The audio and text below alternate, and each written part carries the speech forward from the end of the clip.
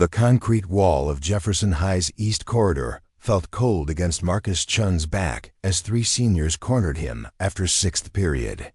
His worn backpack lay crumpled at his feet, its contents scattered across the polished floor textbooks. Loose papers and his grandfather's old leather journal spread like casualties of war. "Look at this pathetic loser," sneered Jake Morrison, the quarterback whose Letterman jacket stretched tight across his broad shoulders. "Can't even carry his books without dropping them everywhere." Marcus kept his eyes down, watching droplets of condensation from the overhead pipes drip steadily onto his chemistry homework. His heart hammered against his ribs, but he forced his breathing to remain steady. "Count to 10. Stay calm. Don't react. I'm talking to you, Chen." Jake's meaty hand shot out, shoving Marcus harder against the wall. The metal locker behind him rattled. "You think you're better than us with your perfect grades and your quiet little act?" Tyler Brooks and Connor Walsh flanked Jake like faithful guard dogs, their matching grins revealing too many teeth. Tyler cracked his knuckles, a sound that echoed down the empty hallway like breaking bones. "My dad says your family owns that tiny restaurant downtown," Connor added, his voice dripping with mock sympathy. "It must be embarrassing having your parents serve food to their betters." Marcus's jaw tightened imperceptibly. The Golden Dragon might be small, but his parents had built it from nothing after immigrating 15 years ago. Every dish they served carried their pride, their heritage, their dreams for their son's future. Nothing to say? Jake grabbed the front of Marcus's faded t-shirt, twisting the fabric in his fist. "Come on, genius. Use some of those big words you love so much." The hallway stretched empty in both directions. Most students had already caught their buses or headed to after-school activities. Even the teachers had retreated to their lounges or gone home. Marcus was alone with 3 predators who outweighed him by 50 pounds each. "Please," Marcus said quietly, his voice barely above a whisper, "I don't want any trouble." Tyler laughed a harsh, barking sound. "Did you hear that?" He said please, like some kind of little kid begging for mercy. "Maybe he is just a little kid," Connor mused, circling around to Marcus's left side. "I mean, look at him. Probably weighs about as much as my little sister." It was true. Marcus stood barely 5'8" and couldn't weigh more than 140 soaking wet. His dark hair fell across his forehead in unruly waves, and his clothes hung loose on his narrow frame. Next to these 3 athletic giants, he looked like a sparrow surrounded by hawks. "You know what I think?" Jake's grip tightened on Marcus's shirt, lifting him slightly onto his toes. "I think someone needs to teach you about respect, about knowing your place in the food chain." Marcus's eyes flicked to his grandfather's journal, lying open on the floor with its yellow pages exposed. The old leather binding had cracked with age, and he could see his grandfather's careful handwriting in faded blue ink. Those pages contained stories of another time, another place, tales of honor and strength that seemed impossibly distant in this sterile school hallway. "Look at me when I'm talking to you." Jake's free hand shot up, fingers spread wide, aiming for Marcus's face. The slap never landed. Marcus's left hand moved with liquid precision, intercepting Jake's wrist and redirecting the momentum with a subtle twist. Jake stumbled forward, off balance, his grip on Marcus's shirt loosening. In the same fluid motion, Marcus stepped aside, allowing Jake's superior weight to carry him past. Jake crashed into the lockers with a metallic boom that reverberated down the hallway. For a moment, nobody moved. Tyler and Connor stared in shock, their mouths hanging open like landed fish. Jake pushed himself off the lockers, his face flushed red with embarrassment and rage. What the hell was that? Jake spun around, his hands balled into fists. "You little freak, what did you just do?" "To me?" Marcus straightened slowly, his posture shifting in a way that was barely perceptible, but somehow changed everything about his presence. His shoulders squared, His center of gravity lowered slightly, and his feet found a balanced stance. I asked you politely to leave me alone, Marcus said, his voice still quiet, but carrying a new undertone like steel wrapped in silk. Double quotes. Oh, so now you think you're tough? Tyler stepped forward, cracking his knuckles again. Let me show you what tough really looks like. Tyler threw a wild haymaker, the kind of punch that relied on brute force rather than technique. Marcus didn't even seem to try very hard as he stepped inside the swing, his shoulder bumping Tyler's extended arm upward, while his leg swept Tyler's feet out from under him. Tyler hit the floor hard, his breath exploding out in a surprised whoosh. Connor's eyes widened. He took an involuntary step backward. Dude, what the? Your friend is fine, Marcus said calmly, reaching down to collect his grandfather's journal from the floor. He closed it gently, running his fingers over the worn leather cover. But I think you should help him up and walk away. Jake's face had gone from red to purple. You think some lucky moves make you hot stuff?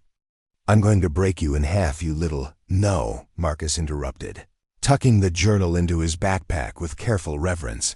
You're not. Jake charged like an angry bull, all fury and no finesse. Marcus waited until the last possible second, then shifted his weight and redirected Jake's momentum with a technique that looked almost like dancing. Jake found himself flying through the air, his feet completely off the ground, before landing on his back with a bone-jarring impact that echoed off the walls. The hallway fell silent except for Jake's labored breathing and the distant hum of fluorescent lights. Marcus slung his backpack over his shoulder and began walking toward the exit. He paused after a few steps and looked back at the three bullies, two sprawled on the floor, one pressed against the wall in shock. My grandfather always told me that true strength isn't about hurting people, Marcus said, his voice carrying clearly in the empty corridor. It's about having the power to protect what matters and choosing when to use it. He continued walking, his footsteps echoing with quiet confidence. Behind him, Tyler groaned as he struggled to sit up. How did that little punk do that? Connor helped Jake to his feet, both of them moving like old men after a car accident. Jake's Letterman jacket was torn at the shoulder, and a fresh bruise was already forming on his cheek where he'd hit the lockers. I don't know, Jake muttered, his voice thick with humiliation. But this isn't over. Not by a long shot. Marcus pushed through the heavy double doors and stepped into the afternoon sunlight, leaving the shadows of Jefferson High behind him. The autumn air felt crisp against his skin, carrying the scent of fallen leaves and distant wood smoke. For the first time in months, he wasn't looking over his shoulder in fear. But deep down, he knew Jake was right about one thing. This was far from over. What do you think will happen next? Share your predictions in the comments below. And don't forget to subscribe for more thrilling stories. The Golden Dragon restaurant sat wedged between a laundromat and a used bookstore on Elm Street, its red and gold sign slightly faded but still proud. Marcus pushed through the front door, breathing in the familiar mixture of ginger, soy sauce, and jasmine tea that had surrounded him since childhood. Marcus! His mother, Linda Chen, emerged from behind the counter with a warm smile that crinkled the corners of her dark eyes.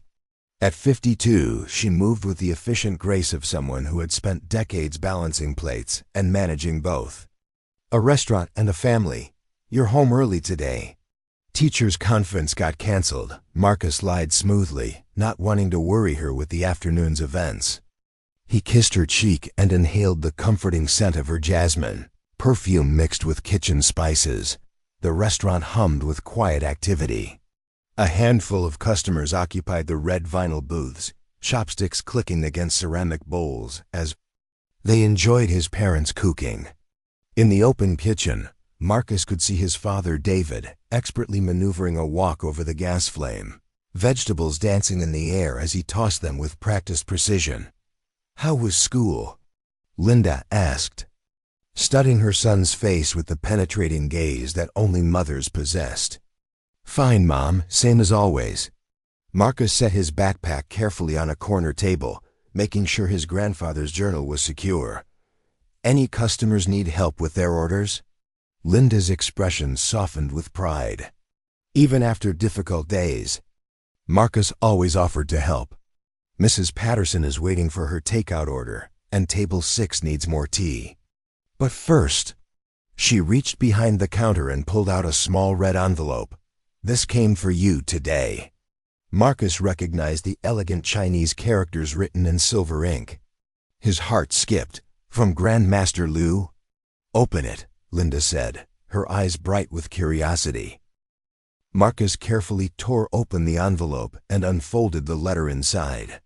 The paper was thick and expensive, with the letterhead of the Mountain Tiger Martial Arts Academy embossed at the top.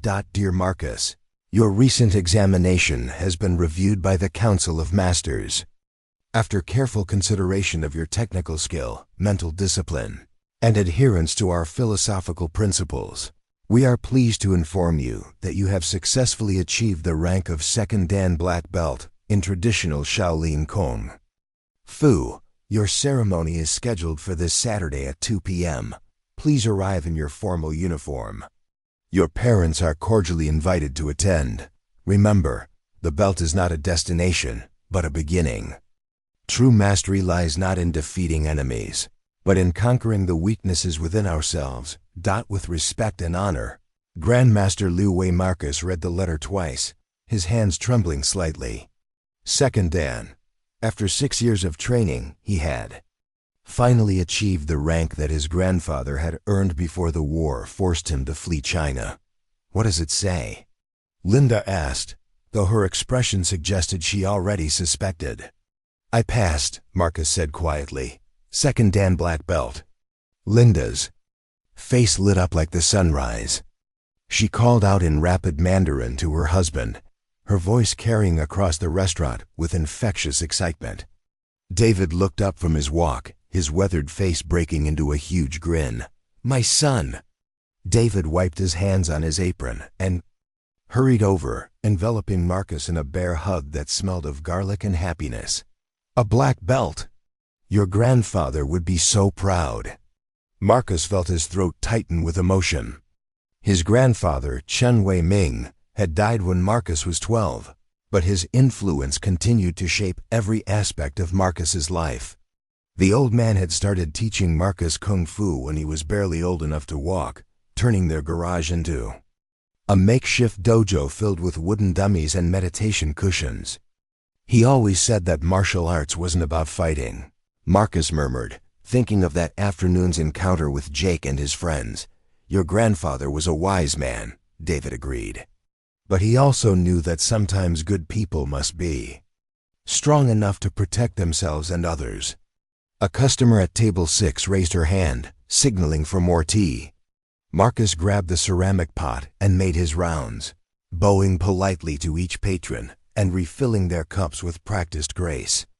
The familiar ritual helped calm his racing thoughts. As he worked, his mind drifted back to those early morning training sessions with his grandfather.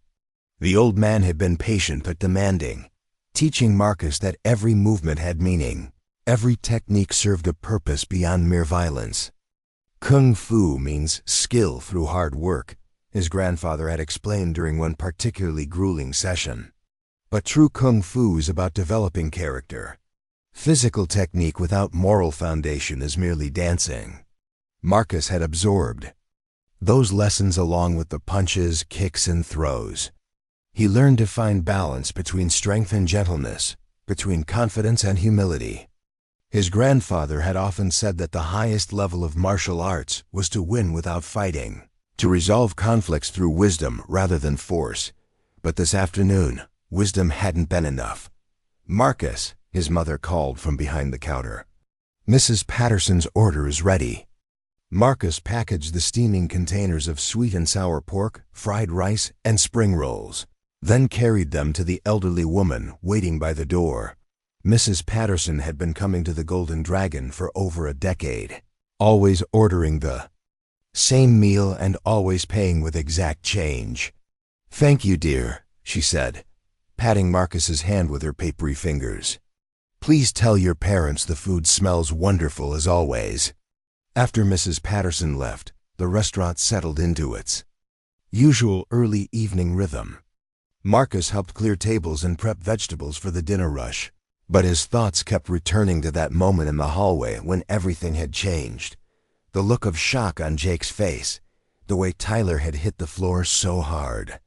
The sudden silence that had followed his display of skill. For 6 years, Marcus had kept his training secret from his classmates. Not out of shame, but because his grandfather had taught him that true strength didn't need to be advertised. "A full rice bowl makes no noise," the old man used to say. "Only empty vessels rattle." But now that secret is out. Jake Morrison wasn't the type to let a humiliation slide, especially not in front of his friends. He would want revenge, and he wouldn't come alone next time. Marcus's phone buzzed with a text message.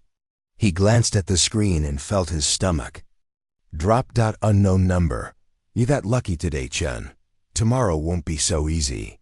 Watch your back." Another message followed immediately. "We know where you work. We know where you live. You can't hide forever." Marcus deleted both messages quickly, but the damage was done. His hands were shaking again, and not from excitement about his promotion. "Are you all right?" Linda appeared at his elbow, her maternal radar detecting his distress. "Just tired, Mom. Long day at school." Linda studied his face for a moment longer, then nodded. "Why don't you go upstairs and start your homework? Your father and I can handle the dinner rush." Marcus gratefully accepted the offer and climbed the narrow stairs to their apartment above the restaurant. The space was small but cozy, filled with family photos and Chinese artwork that his grandfather had brought from the old country. In his bedroom, Marcus sat cross-legged on his meditation cushion and tried to center himself the way his grandfather had taught him.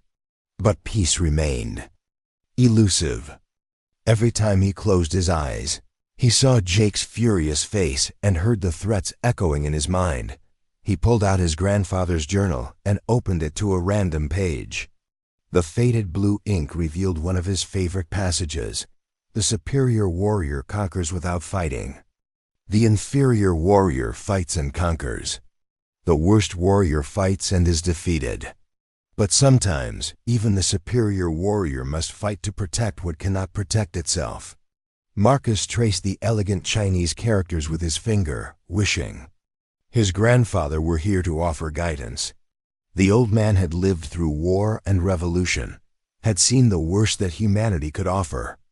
But he had also maintained his belief in honor, compassion, and the responsibility of the strong to protect the weak. Tomorrow will bring new challenges. Jake and his friends wouldn't accept their defeat quietly, and Marcus suspected that their next encounter would be far more dangerous than a simple hallway confrontation. But tonight, for just a few hours, he could sit in this quiet room surrounded by his grandfather's wisdom and remember what it felt like to belong somewhere safe. Outside his window, the sun was setting over Jefferson Township, painting the sky in shades of gold and crimson. Somewhere out there, 3 angry teenagers were probably planning their revenge. Marcus closed the journal and stood up, moving through a series of slow, meditative forms that his grandfather had called moving meditation. Each movement flowed into the next like water, building internal energy while calming external tension. When he finished, Marcus felt more centered but no less aware of the storm that was coming. He had spent 6 years learning to be strong. Tomorrow, he would discover if he was strong enough. The next morning dawned gray and threatening, with heavy clouds that seemed to press down on Jefferson High like a suffocating blanket. Marcus arrived early, hoping to avoid any confrontations before classes began. But he could feel hostile eyes tracking his movement through the hallways. Word had spread quickly through the school's social networks. By the first period, everyone seemed to know that the quiet Asian kid had somehow taken down 3 of the football team's toughest players. The story had grown in the telling. Some versions had Marcus throwing Jake clear across the hallway. Others claimed he'd used some kind of ninja weapons. "Is it true you know karate?" whispered Sarah Chen, no relation, despite the shared surname, as they sat down for a P chemistry. Sarah was one of the few students who had ever bothered to speak to Marcus beyond asking for homework help. "Something like that," Marcus replied, focusing on organizing his lab materials. He didn't want to encourage rumors, but he also couldn't bring himself to lie to one of the few people who had shown him basic kindness. "That's so cool," Sarah said, her eyes bright with admiration. "Jake Morrison is such a bully. It's about time someone stood up to him." But Marcus noticed that several other students were giving him a wide berth, their expressions ranging from nervous curiosity to outright suspicion. He had somehow transformed overnight from invisible nobody to dangerous wildcard, and not everyone appreciated the change. During lunch, Marcus found his usual corner table in the cafeteria, occupied by 3 sophomore girls who giggled and whispered. When they saw him approaching, he grabbed his bag lunch and headed outside instead, settling on a bench near the athletic fields, where he could eat in relative peace. He was halfway through his mother's homemade dumplings when his phone buzzed. With a text from an unknown number, "Parking lot. After school. Come alone." Marcus stared at the message, his appetite evaporating. He deleted it quickly and tried to focus on his sandwich, but the bread tasted like cardboard in his mouth. The afternoon crawled by with agonizing slowness. In English class, Marcus caught Jake glaring at him from across the room, the quarterback's left eye now sporting a spectacular purple bruise. Tyler was absent, probably still nursing his injuries from yesterday's encounter. When the final bell rang, Marcus gathered his belongings with deliberate calm. Running would only delay the inevitable and potentially put innocent bystanders at risk. Better to face whatever was waiting for him on his own terms. The student parking lot stretched behind the school like a concrete ocean dotted with cars and pickup trucks. Most students had already departed, leaving the space feeling vast and exposed. Marcus walked slowly toward the center of the lot, his footsteps echoing off the asphalt. They were waiting for him.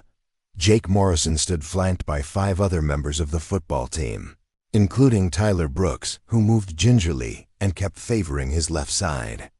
Connor Walsh was there too, along with Brad Stevens, Mike Torres, and Danny Kim's 6-foot-plus walls of muscle and teenage testosterone.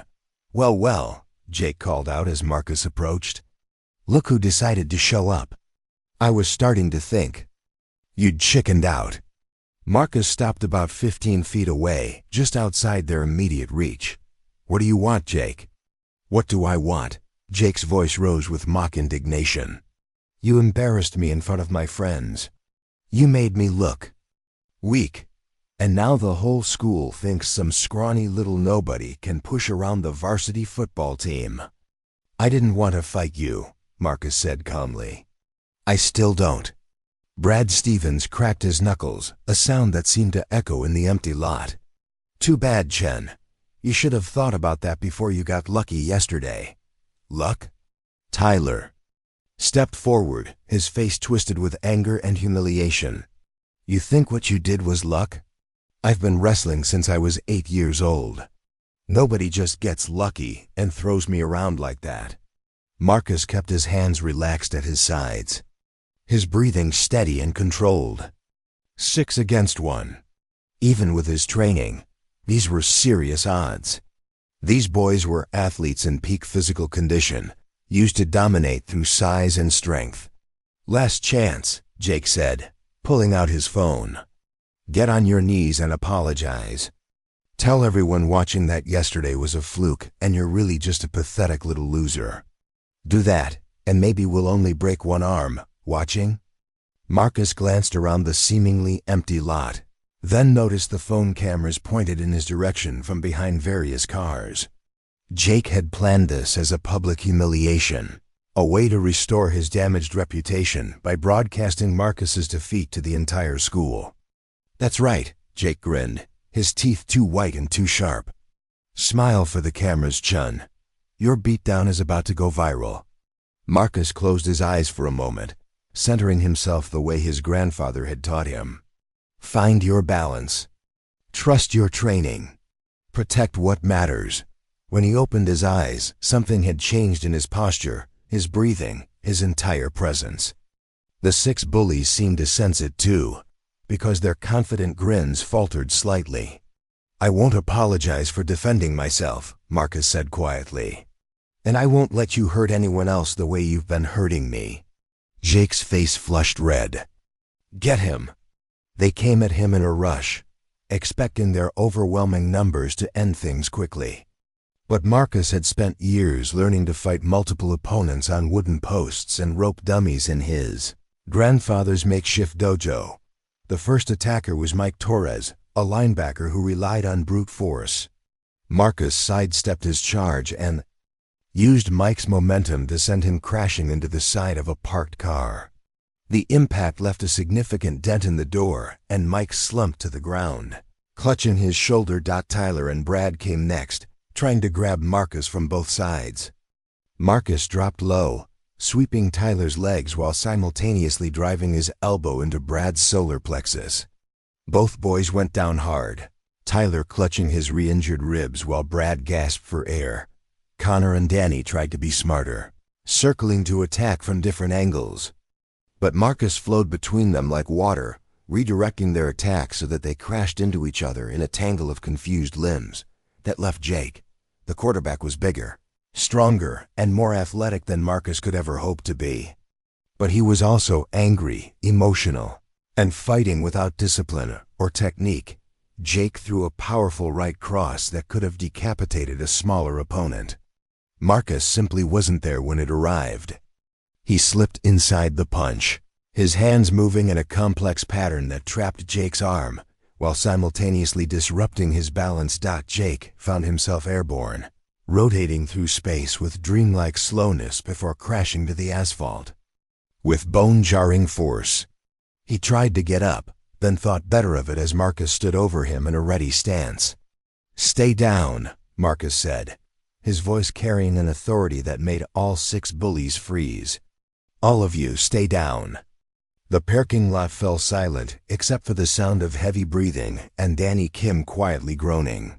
Marcus looked around at the scattered phones, their cameras still recording the aftermath of the fight.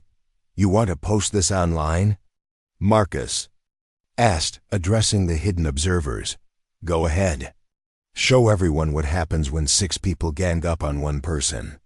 Show them what real cowardice looks like." He picked up his backpack and walked away, leaving 6 varsity athletes sprawled across the asphalt like the aftermath of a natural disaster. Behind him, Jake struggled to sit up, his face a mask of pain and humiliation. "This isn't over," he shouted. "You hear me, Chen? This isn't over." Marcus paused at the edge of the parking lot. "Yes, it is," he said without turning around. "It's over because I'm choosing to let it be over. But if you keep pushing, if you threaten my family or hurt innocent people, then we'll see how well you do when I stop holding back." He continued walking, his footsteps echoing with quiet confidence. The 6 bullies watched him disappear into the distance, each of them nursing injuries that would take days to heal. Around the parking lot, phones captured the moment when the natural order of their world had been completely overturned. By tomorrow morning, the videos would be everywhere. And Marcus Chen's life would never be the same again. The tension is building. If you're enjoying this story, hit that like button and let me know in the comments which character you're rooting for. Your support helps me create more incredible stories like this one. The videos went viral before Marcus even made it home. Epic fight. Scrawny kid destroys 6 football players. You won't believe what this quiet student did to his bullies. Kung Fu Kid versus football. TEAM. The most insane school fight ever. Marcus's phone buzzed constantly with notifications as the footage spread across Instagram, TikTok, Snapchat, and every other social media platform. By the time he reached the Golden Dragon, The view counts were already in the hundreds of thousands. "Marcus!" His mother rushed to greet him at the door, her face a mixture of pride and worry. "Mrs. Wong from the nail salon showed me the videos. 6 boys? 6? His father emerged from the kitchen, still holding a wooden spoon dripping with sweet and sour sauce. "Show me," David demanded, his expression deadly serious. Marcus reluctantly pulled out his phone and played one of the clearer videos. The footage quality was surprisingly good. Apparently several students had been recording from different angles, expecting to capture his humiliation. Instead, they had documented something that looked more like a martial arts movie than a high school fight. The video showed Marcus moving with fluid grace, flowing around his attackers like water around stones. His techniques were precise and controlled, using minimal force to achieve maximum effect. Even in the grainy phone footage, it was clear that he had been holding back, choosing to disable rather than seriously injure. Yeah, Linda breathed, covering her mouth with her hands. "You look just like your grandfather in his old photographs." David's expression softened with pride and concern. "You fought 6 boys and showed mercy to all of them. Your grandfather would be proud, but this changes things," Marcus finished. "I know." The restaurant's evening customers were buzzing with excitement. Word had spread through the Chinese-American community like wildfire, and several families had come by specifically to see the boy from the videos. Marcus tried to help with the dinner service, but found himself constantly interrupted by well-meaning strangers wanting to shake his hand or ask about his training. "You brought great honor to our community," said Mr. Lee, an elderly gentleman who had known Marcus's grandfather. "Those boys thought they could pick on a Chinese student with no consequences. You showed them the strength of our culture." But not everyone was celebrating. Around 8 o'clock, 3 police officers entered the restaurant, their presence casting a shadow over the festive atmosphere. "Are you Marcus Chen?" asked the lead officer, a middle-aged woman with sergeant's stripes and tired eyes. "Yes, ma'am," Marcus replied, his stomach dropping. "I'm Sergeant Rodriguez. We need to talk about an incident that occurred at Jefferson High School this afternoon." Marcus's parents flanked him protectively as the officers explained the situation. The parents of several football players had filed complaints, claiming that Marcus had attacked their sons without provocation. They were demanding that he be arrested for assault. "Have you seen the videos?" David asked, his voice tight with controlled anger. "We have," Sergeant Rodriguez replied. "And that's the only reason your son isn't in handcuffs right now. The footage clearly shows 6 students attacking one. It's textbook self-defense." But she went on to explain that the situation was complicated. Several of the boys had sustained significant injuries. Mike Torres had a separated shoulder, Tyler Brooks had bruised ribs, and Jake Morrison was dealing with a mild concussion. Their parents were influential members of the community, and they were pushing hard for charges. "The district attorney will review the evidence and make a decision about prosecution," Sergeant Rodriguez said. "In the meantime, Marcus, I'd recommend staying out of trouble. Keep your head down and avoid any more confrontations." After the officers left, the restaurant felt subdued despite the continued stream of supporters. Marcus helped clean tables and wash dishes, but his thoughts were churning. He had defended himself, but somehow he was the one facing potential criminal charges. His phone continued buzzing with notifications. The videos had been picked up by local news outlets, then regional ones. Hashtag Kung Fu Kid was trending on Twitter. Someone had identified him and posted his personal information online, his full name, his school, even the address of the restaurant. "Marcus," his mother said softly, placing a gentle hand on his shoulder. "Are you afraid?" Marcus considered the question seriously. "Not for myself," he said finally. "But I'm afraid for you and Dad. What if those boys or their families try to hurt the restaurant? What if people stop coming here because of me?" David set down his dish rag and turned to face his son. "Let me tell you something about fear," he said, his voice carrying the weight of experience. "Your mother and I came to this country with nothing. We faced discrimination, language barriers, and financial struggles. People told us we didn't belong here, that we should go back where we came from."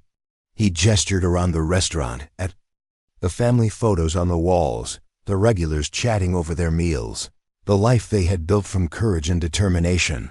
But we stayed. We worked. We built this place not just as a business, but as a bridge between cultures.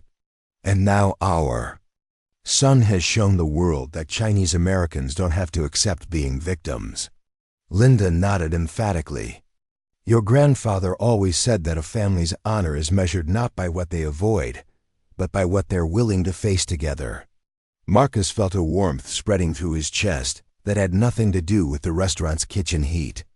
His parents had always supported his martial arts training, even when it meant expensive lessons and early morning drives to the academy.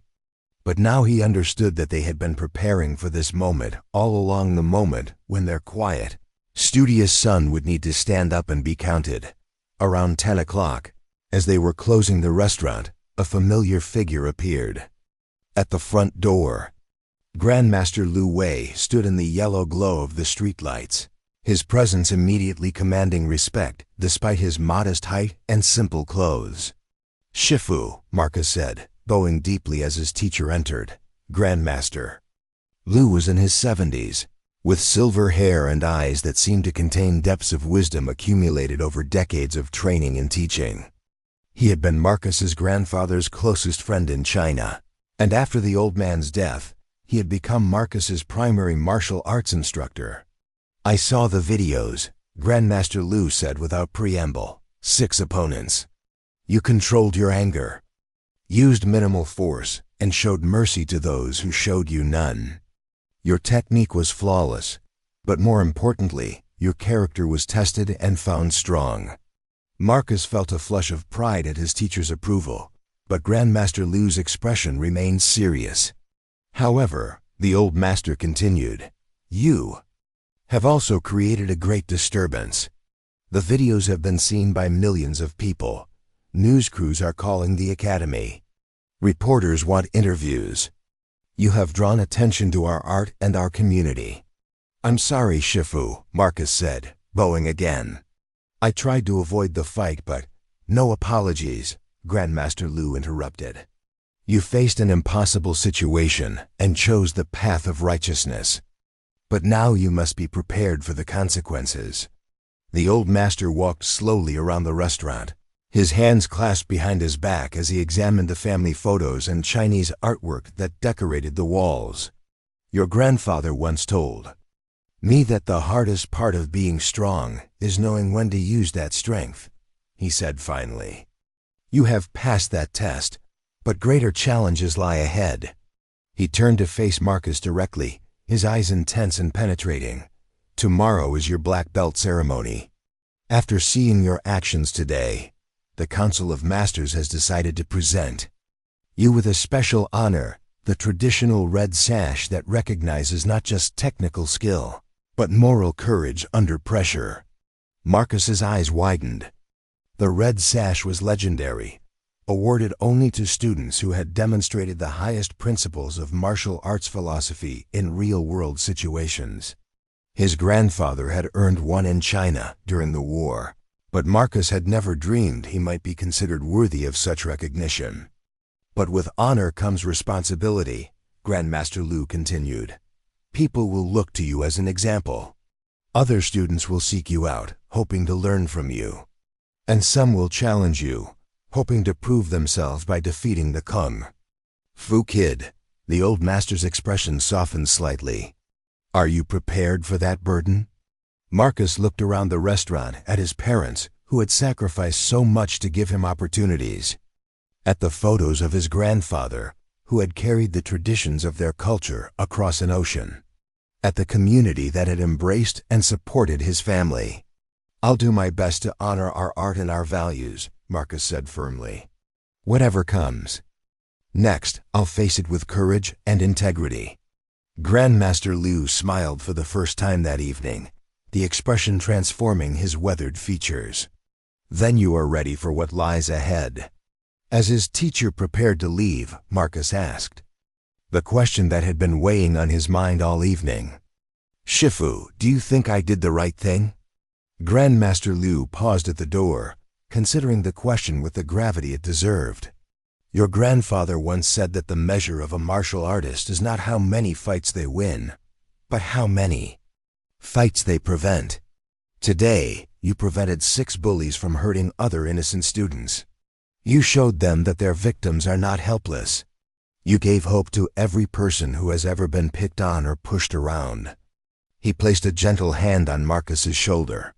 Yes, my young friend, you did the right thing. Now you must be prepared to keep doing the right thing, even when it becomes much more difficult. With that, Grandmaster Liu disappeared into the night, leaving Marcus to contemplate the weight of expectations that now rested on his shoulders. Outside, the October wind carried the first hints of winter, and somewhere in the darkness, powerful people were making plans that would test everything Marcus had learned about honor, courage, and the true meaning of strength. The next morning brought chaos to Jefferson High School. News vans lined the street outside the main entrance, their satellite dishes reaching toward the gray sky like metallic flowers. Reporters clutched coffee cups and microphones, their breath visible in the cold air as they delivered breathless updates about the Kung Fu Kid who had taken down 6 football players. This is Sandra Chun No Relation reporting live from Jefferson High School, where yesterday's viral video has sparked a community-wide debate about bullying, self-defense, and the use of martial arts by minors. Marcus tried to enter through a side door, but a cluster of students spotted him and immediately began recording with their phones. Within seconds, he was surrounded by a crowd of classmates, some cheering his name, others shouting questions, all of them treating him like some kind of celebrity. Marcus, can you teach me to fight like that? Is it true you've been hiding your skills for years? Are you going to get arrested? Can you really break boards with your bare hands? Principal Harrison appeared like a lifeguard cutting through rough surf, his tall frame and authoritative voice parting the crowd. All right, everyone, move along. Mr. Chen, my office now. The principal's office felt smaller than usual, with the tension crackling in the air. Principal Harrison was a fair man in his 50s who had run Jefferson High for over a decade, but this morning he looked like someone who hadn't slept well. Marcus, he began, settling behind his desk with a heavy sigh. I've been dealing with this situation since 6 o'clock this morning. The school board is furious. The parents of the football players are demanding your expulsion. The media is camping on our doorstep, and somehow you're at the center of all of it. Marcus sat quietly, his hands folded in his lap. I'm sorry for the disruption, Mr. Harrison. I never wanted any of this attention. I know you didn't, the principal said, his expression softening slightly. I've reviewed the security footage from multiple angles, and it's clear that you were defending yourself against 6 aggressors. Under normal circumstances, those boys would be facing suspension or expulsion. But these aren't normal circumstances, Marcus said, understanding the implication. Jake Morrison's father is the biggest donor to our athletics program. Tyler Brooks's mother sits on the school board. Mike Torres's dad is a city councilman. Principal Harrison rubbed his temples as if fighting a headache. These families have significant influence in this community, and they're using every bit of it to make you the villain in this story. He pulled out a thick folder and set it on the desk between them. They're claiming that you used excessive force and dangerous weapons, meaning your martial arts training. They want you charged with assault with a deadly weapon. Marcus felt his stomach drop. Deadly weapon? They're arguing that your hands and feet, trained in martial arts, constitute deadly weapons under state law. It's a stretch, but they have expensive lawyers who specialize in making stretches seem reasonable. The principal leaned back in his chair, studying Marcus with tired eyes. I have to ask, do you have any history of violence? Any previous incidents that these lawyers might dig up? No, sir, Marcus replied firmly. I've never been in a fight before yesterday. I've never even raised my voice at another student. That's what I thought. Principal Harrison opened the folder and pulled out several character reference letters. Your teachers describe you as quiet, respectful, and academically excellent. Your guidance counselor says you're one of the most well-adjusted students she's ever worked with. Even the cafeteria staff had positive things to say about you. He set the letters aside and fixed Marcus with a direct stare. So here's what's going to happen. You're suspended for 3 days while we conduct a formal investigation. It's a formality. I have to follow protocol when there's been a physical altercation. But I want you to know that I believe you acted in self-defense, and I'll be recommending that no further disciplinary action be taken. Marcus nodded, understanding that the principal was doing everything he could within the constraints of politics and policy. However, Principal Harrison continued, I strongly advise you to stay away from school grounds during your suspension. The media attention has created a circus, and some of the football team's supporters are angry enough to cause more trouble. What about the other students? Marcus asked. Jake and his friends? The principal's expression grew grim. They're claiming they were the victims of an unprovoked attack. Their injuries are being treated as evidence of assault rather than consequences of their own aggression. Officially, they're being treated as victims while the investigation continues. Marcus felt a familiar surge of injustice, but he kept his voice level. I understand. There's one more thing, Principal Harrison said, lowering his voice. This morning I received a call from someone claiming to represent several colleges that had been considering scholarships for you. They're reconsidering their offers in light of recent events. The words hit Marcus like a physical blow.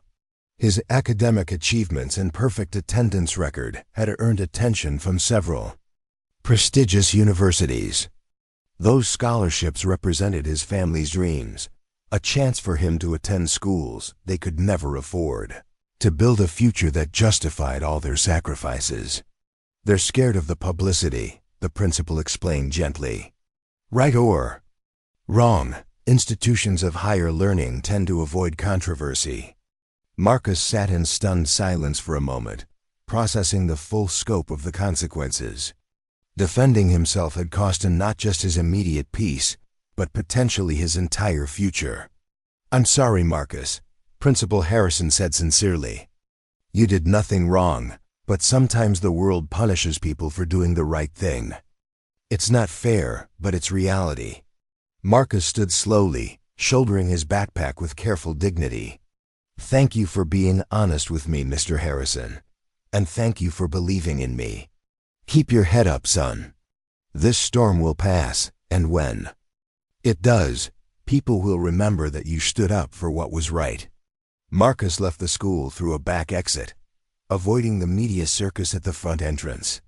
But as he walked home through the quiet suburban streets, he couldn't shake the feeling that the storm was just beginning. His phone buzzed with a text from an unknown number. You cost my son his starting position and his dignity. This isn't over. Chen, not by a long shot. Another message followed. My lawyers will destroy you and your family. We'll take your restaurant, your home, everything. You picked the wrong family to mess with. Marcus deleted the messages, but their threat lingered in his mind like smoke. These weren't angry teenagers making empty boasts. These were adults with resources, influence, and apparently no moral boundaries when it came to protecting their children's reputations. By the time he reached the Golden Dragon, local news crews had already found the restaurant. Reporters thrust microphones in his face as he approached the front door, shouting questions about his training, his intentions, his family's reaction to the incident. Marcus, how long have you been studying martial arts? Do you feel remorse for injuring 6 students? Is it true your family runs an underground fighting ring? Marcus pushed through the crowd without speaking, but he could hear the questions. growing more aggressive and invasive. Someone had clearly been feeding the media inflammatory rumors designed to paint him and his family in the worst possible light. Inside the restaurant, chaos reigned. The phone rang constantly with interview requests, threats, and messages of support. Several longtime customers sat in the corner booths, forming an impromptu shield against intrusive reporters. His parents moved through this space like generals, commanding a defense, politely but firmly refusing interviews while trying to maintain some semblance of normal business. "Marcus!" Linda rushed to embrace her son, her relief palpable. "The reporters have been here since dawn." Some of them tried to sneak into the kitchen to take pictures. David appeared from the back office, his face grim. "We've received 17 phone calls this morning. Some were supporters congratulating you, others were." He paused, choosing his words carefully. "Others were less friendly." Marcus felt the weight of responsibility crushing down on his shoulders. His moment of standing up for himself had brought this chaos to his family's doorstep, threatening everything they had worked to build. "I'm sorry," he said quietly. "This is all my fault." "No," Linda said firmly, gripping his shoulders. "This is not your fault. You defended yourself against bullies, just like we taught you. The fact that some people want to twist that into something ugly says nothing about you and everything about them." A crash of breaking glass interrupted their conversation. Through the front window, they could see a group of teenagers throwing rocks at the restaurant sign. The Golden Dragon's proud red and gold letters now bore spider web cracks that caught the gray morning light. David was already moving toward the door. Instead, Marcus pulled out his phone and calmly recorded the vandals, making sure to capture their faces clearly. The teenagers noticed the camera and scattered like roaches when the lights came on, but not before Marcus had documented their destruction. "We'll give this to the police," he said, pocketing the phone. "Let them explain to their parents why they're facing vandalism charges." The morning continued in a blur of controlled chaos. Supportive customers arrived to show solidarity, only to be harassed by protesters who had apparently been organized by the football families. Local television crews set up camp across the street, providing running commentary on every person who entered or left the restaurant. Around noon, a familiar figure cut through the crowd with the confidence of someone who expected obstacles to move out of his way. Grandmaster Lu Wei walked directly to the front door, his simple clothes and modest stature causing reporters to dismiss him as just another customer. He was inside before they realized their mistake. "Shifu," Marcus said, bowing respectfully despite the chaos around them. "I came to see if you were ready for this afternoon's ceremony," Grandmaster Lu said calmly, as if rock-throwing protesters and news crews were perfectly normal occurrences. Marcus glanced around the disrupted restaurant, at his stressed parents, at the evidence of the storm his actions had unleashed. "Maybe we should postpone the ceremony. This doesn't seem like the right time for celebration." Grandmaster Lu studied him, with those penetrating eyes that seemed to see straight through to the truth of things. "Do you know why martial arts ceremonies are held in public?" the old master asked. Marcus shook his head. "Because advancement in martial arts is not just about personal achievement. It is about accepting responsibility to your community, your culture, and your principles. The belt ceremony declares to the world that you are ready to stand for something greater than yourself." He gestured toward the window, where protesters continued their angry chanting. "This chaos, this controversy, this is exactly when the world needs to see people of character stepping forward. When times are easy, anyone can appear virtuous. But true character is revealed under pressure." Grandmaster Lu placed a gentle hand on Marcus's shoulder. "Your grandfather earned his red sash by protecting the village from bandits during the war. Not because it was easy or safe, but because it was necessary. Today, you have the opportunity to follow in his footsteps." Marcus looked at his parents, who nodded encouragingly despite their obvious stress. "The ceremony will proceed as scheduled," he said firmly. "If people want to judge our family and our culture based on rumors and prejudice, let them watch us demonstrate what we truly stand for." "Good," Grandmaster Lu smiled. "I'll see you at the academy at 2 o'clock. And Marcus, wear your best uniform. Today, the whole world will be watching." As his teacher left through the back exit to avoid the media circus, Marcus felt something shifting inside him. The fear and uncertainty were still there, but they were being joined by something stronger, a sense of purpose that his grandfather would have recognized. Let the bullies and their families bring their lawyers and their influence. Let the protesters throw their rocks and shout their slogans. Let the media turn his life into a spectacle. He was Chen Weimin's grandson, and today he would prove worthy of that legacy. The storm was far from over, but Marcus was no longer running from it. He was ready to stand in its eye and show the world what real strength looked like. The Mountain Tiger Martial Arts Academy sat nestled in the hills overlooking Jefferson Township, its traditional Chinese architecture standing in stark contrast to the modern suburban sprawl below. Red pillars supported curved roof lines, and stone lions guarded the entrance, a piece of ancient China transplanted to American soil. As Marcus and his parents arrived for the black belt ceremony, they found the academy surrounded by the same media circus that had plagued them all morning. News vans lined the narrow mountain road, and reporters with camera crews positioned themselves for the best angles of what they were calling the Kung Fu Kids' big day. But something was different. Here, as they approached the academy gates, Marcus saw dozens of people forming protective lines along the entrance path. Students from the academy, parents of current and former students, members of the local Chinese-American community, all had come to ensure that this sacred ceremony could proceed without harassment. "Marcus," called Mrs. Wong from the nail salon, waving enthusiastically. "We're so proud of you." Mr. Lee, the elderly man who had praised Marcus the night before, stood near the entrance with several other community elders. They wore their finest clothes and carried themselves with the dignity of people who understood the significance of this moment. "Today you bring honor to all of us," Mr. Lee said as Marcus passed. "Your grandfather's spirit is smiling." Inside the academy, the main training hall had been transformed for the ceremony. Traditional Chinese banners hung from the walls, displaying calligraphy that spoke of honor, perseverance, and the harmony between strength and wisdom.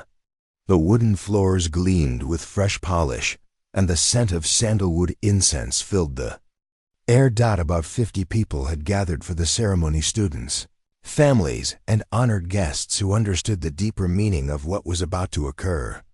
But Marcus noticed several unfamiliar faces in the crowd, people whose presence felt different from the supportive atmosphere. "Those men in the suits," his father whispered, nodding toward 3 stern-faced individuals near the back. "They look like lawyers." Marcus spotted them: expensive suits, briefcases, the predatory alertness of people gathering evidence. Jake Morrison's family hadn't been content to disrupt his life through the media. They had sent representatives to document his dangerous training for use in their legal assault. But Grandmaster Lu seemed unfazed by the hostile observers. The old master moved through the crowd with serene confidence, greeting each guest personally and explaining the significance of the ceremony to those unfamiliar with martial arts traditions. "In China," he told a local reporter who had somehow gained entrance, "the black belt ceremony represents not the end of learning, but the beginning of true understanding. Today, we honor a student who has demonstrated not just technical skill, but moral courage under the most difficult circumstances." At exactly 2 o'clock, Grandmaster Lu called for silence. The crowd settled onto cushions and folding chairs arranged in a semicircle around the central training area. Marcus stood at the edge of the space, wearing his crisp white uniform with the black belt he had earned through years of dedicated training. "Today we gather to witness the advancement of Chen Marcus to the level of second Dan black belt, Grandmaster." Liu announced, his voice carrying clearly through the hall. But this is not merely a recognition of physical achievement. This is the acknowledgement of a young man who has proven himself capable of upholding the highest traditions of our art. The old master began with a brief history of their martial arts lineage, tracing the techniques and philosophies back through generations of masters who had faced their own trials and emerged stronger. He spoke of Marcus's grandfather, Chen Wei-ming, whose own courage during wartime had saved countless lives and preserved ancient knowledge for future generations. Marcus has trained with us for 6 years, Grandmaster Liu continued. In that time, he has demonstrated exceptional technical skill, but more importantly, he has shown us the character that distinguishes a true martial artist from a mere fighter. The first part of the ceremony involved Marcus demonstrating various forms-flowing sequences of movements that showcased different aspects of his training. He moved through the patterns with liquid grace, each technique precise and controlled, each transition seamless and powerful. But this wasn't a performance for the cameras or the skeptics in the audience. This was Marcus connecting with 6 years of early morning training sessions, of patient instruction from masters who had dedicated their lives to preserving these arts, of his grandfather's spirit guiding his movements. As he completed the final form, the training hall erupted in applause. Even some of the reporters seemed genuinely impressed by the beauty and complexity of what they had witnessed. Traditional martial arts are not about violence, Grandmaster Liu explained to the audience. They are about discipline, respect, and the cultivation of inner strength. What you have just seen represents thousands of hours of training, not to hurt others, but to perfect oneself. The second part of the ceremony involved Marcus demonstrating practical applications of his techniques, breaking wooden boards with precise strikes, demonstrating throws and joint locks with volunteer partners, showing the speed and accuracy that had allowed him to defend himself against 6 attackers. But again, every demonstration emphasized control over destruction, precision over power. Marcus broke boards cleanly with minimal apparent effort, then carefully guided his volunteer partners through gentle versions of techniques that could have seriously injured less careful practitioners. You see? Grandmaster Liu addressed the lawyers in the back of the room directly. These hands are trained not as weapons, but as instruments of protection. Every technique is designed to stop aggression with the minimum force necessary. One of the suited men stood up, his expression skeptical. Master Liu, with respect, we've seen video footage of your students seriously injuring 6 teenagers. How do you reconcile that with your claims about minimal force? The question hung in the air like a challenge. Marcus felt the attention of everyone in the room focusing on this confrontation between Eastern philosophy and Western legal thinking. Grandmaster Liu smiled calmly. Perhaps you would like a demonstration of what maximum force would look like. He gestured to a thick wooden post in the corner of the training hall, a practice dummy wrapped in rope and leather that had absorbed thousands of practice strikes over the years. Marcus, if you please. Marcus understood immediately. He bowed to his teacher, then approached the wooden post with the focused intensity he had never shown in yesterday's fight.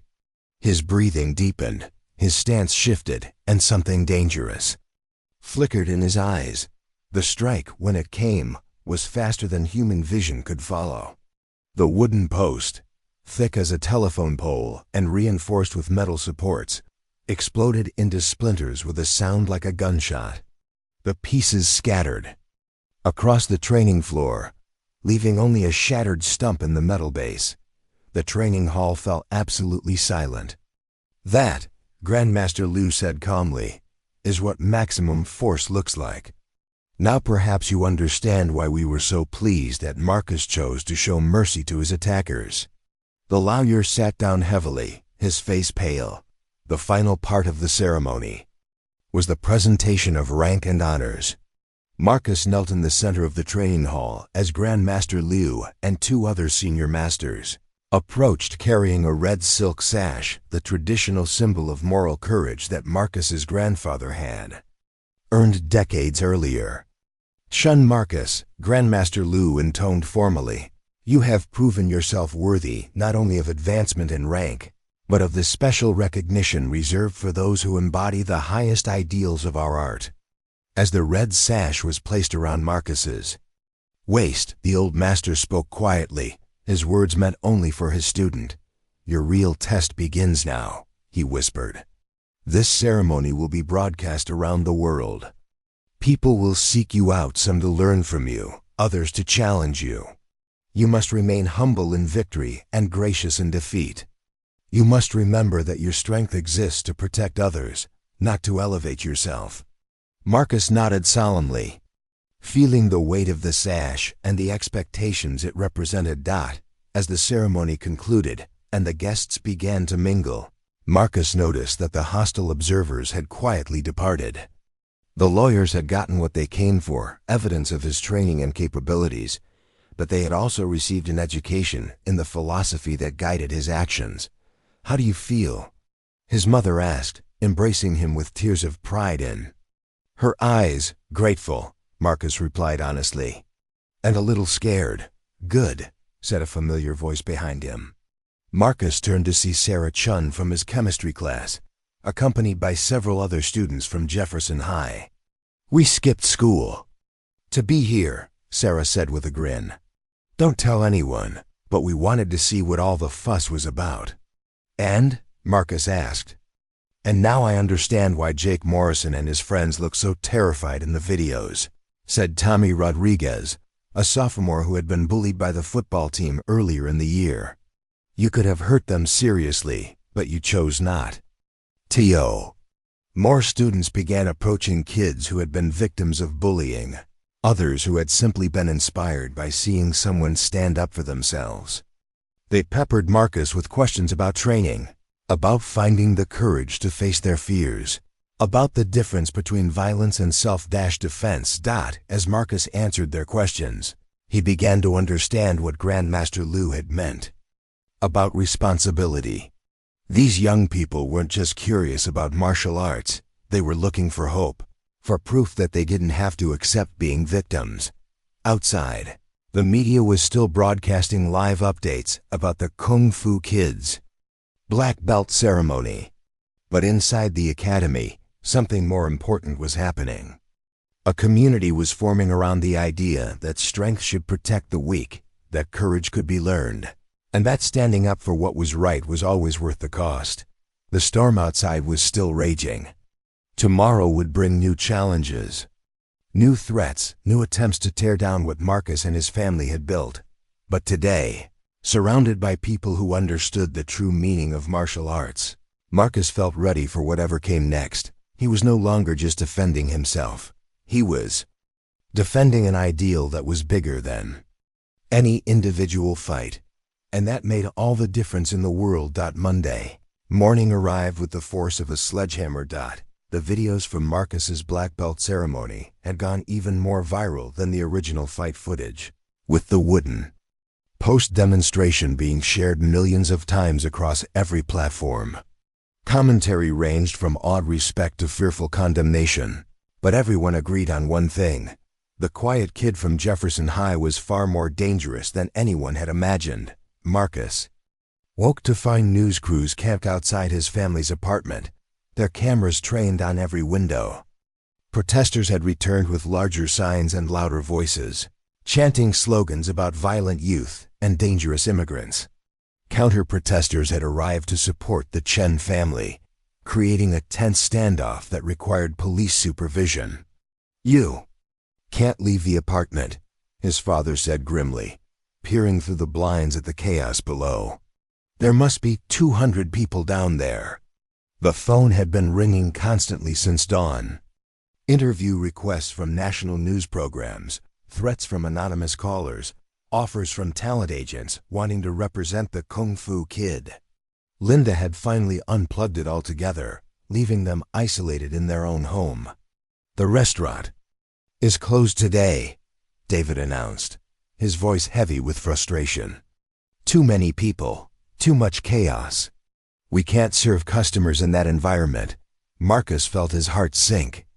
Every day the Golden Dragon stayed closed was lost income his family couldn't afford. The restaurant operated on thin margins, and even a few days of forced closure could create serious financial problems. His laptop chimed with an email notification. Marcus opened it to find a message from Princeton University, one of the schools that had been considering him for an academic scholarship. Dear Mr. Chen, due to recent events that have brought negative publicity to your name, Princeton University is withdrawing its preliminary scholarship offer. We cannot associate our institution with individuals whose actions, regardless of legal justification, promote violence as a solution to conflict. We wish you success in your future endeavors. Sincerely, the Admissions Committee. 3 more emails followed in quick succession. Harvard, Stanford, and MIT all withdrawing their offers with similar language. 6 years of perfect grades, countless hours of study, dreams of attending prestigious universities, all disappearing because he had refused to let bullies assault him. Marcus stared at the screen in numb shock. This was the real price of standing up for himself, not just the immediate chaos and threats, but the systematic destruction of his future by institutions that valued reputation over justice. A sharp knock at the door interrupted his spiraling thoughts. Through the peephole, Marcus could see Grandmaster Liu Wei standing in the hallway, somehow having navigated through the crowd below without anyone noticing. Shifu, Marcus said as he opened the door. How did you get past all those people? The old master smiled mysteriously. When you move with purpose rather than haste, people tend not to notice you. May I come in? Over tea in the small living room, Grandmaster Liu listened as Marcus and his parents described the morning's developments. The loss of scholarship opportunities hit the old master particularly hard. He had immigrated to America himself decades earlier and understood the importance of education in building a better life. This is unacceptable, Grandmaster Liu said finally, his usually calm demeanor showing cracks of anger. These institutions claim to value character and integrity, yet they abandon a student who demonstrated both qualities under extreme pressure. He pulled out his phone and began scrolling through his contacts.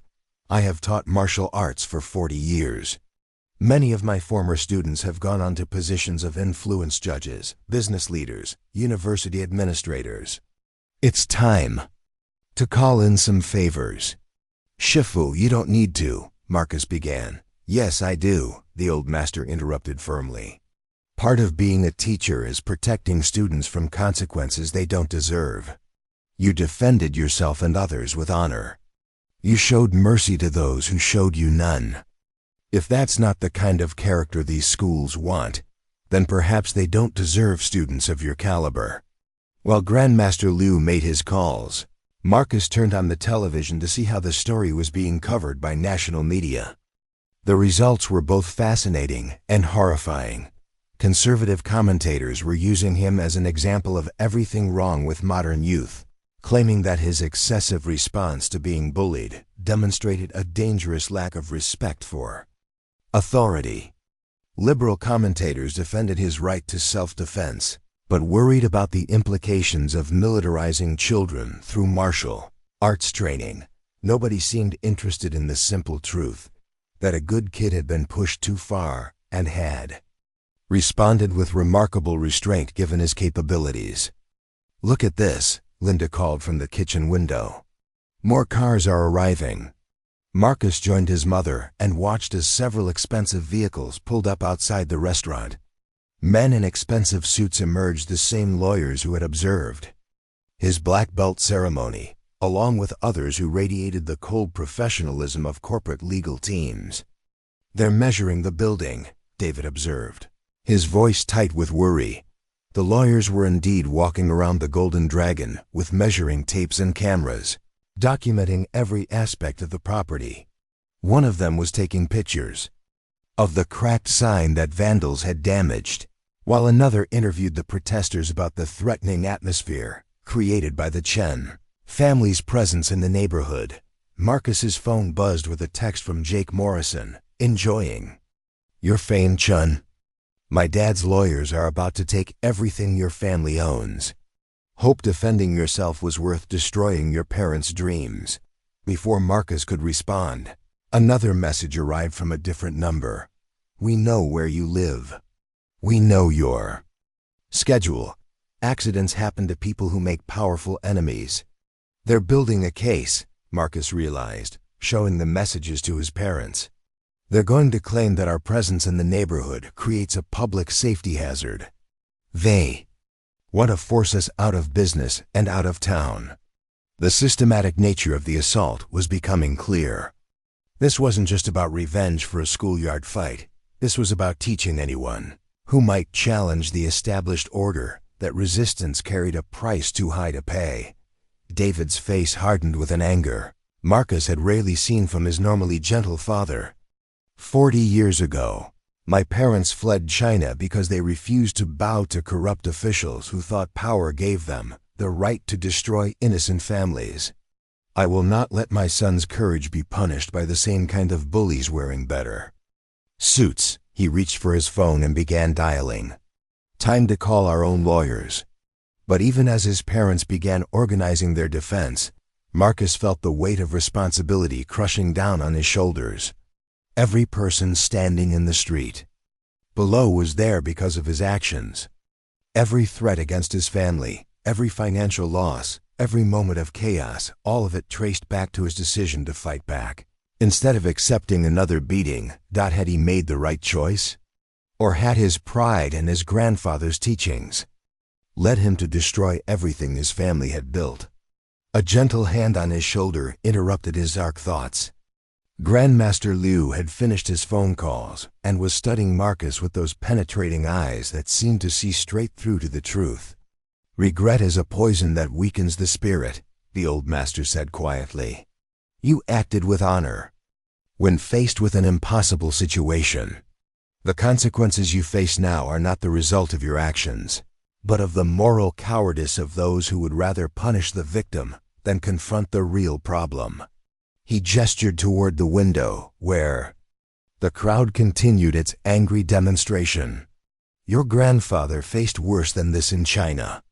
He could have stayed quiet, kept his head down, avoided drawing attention to himself.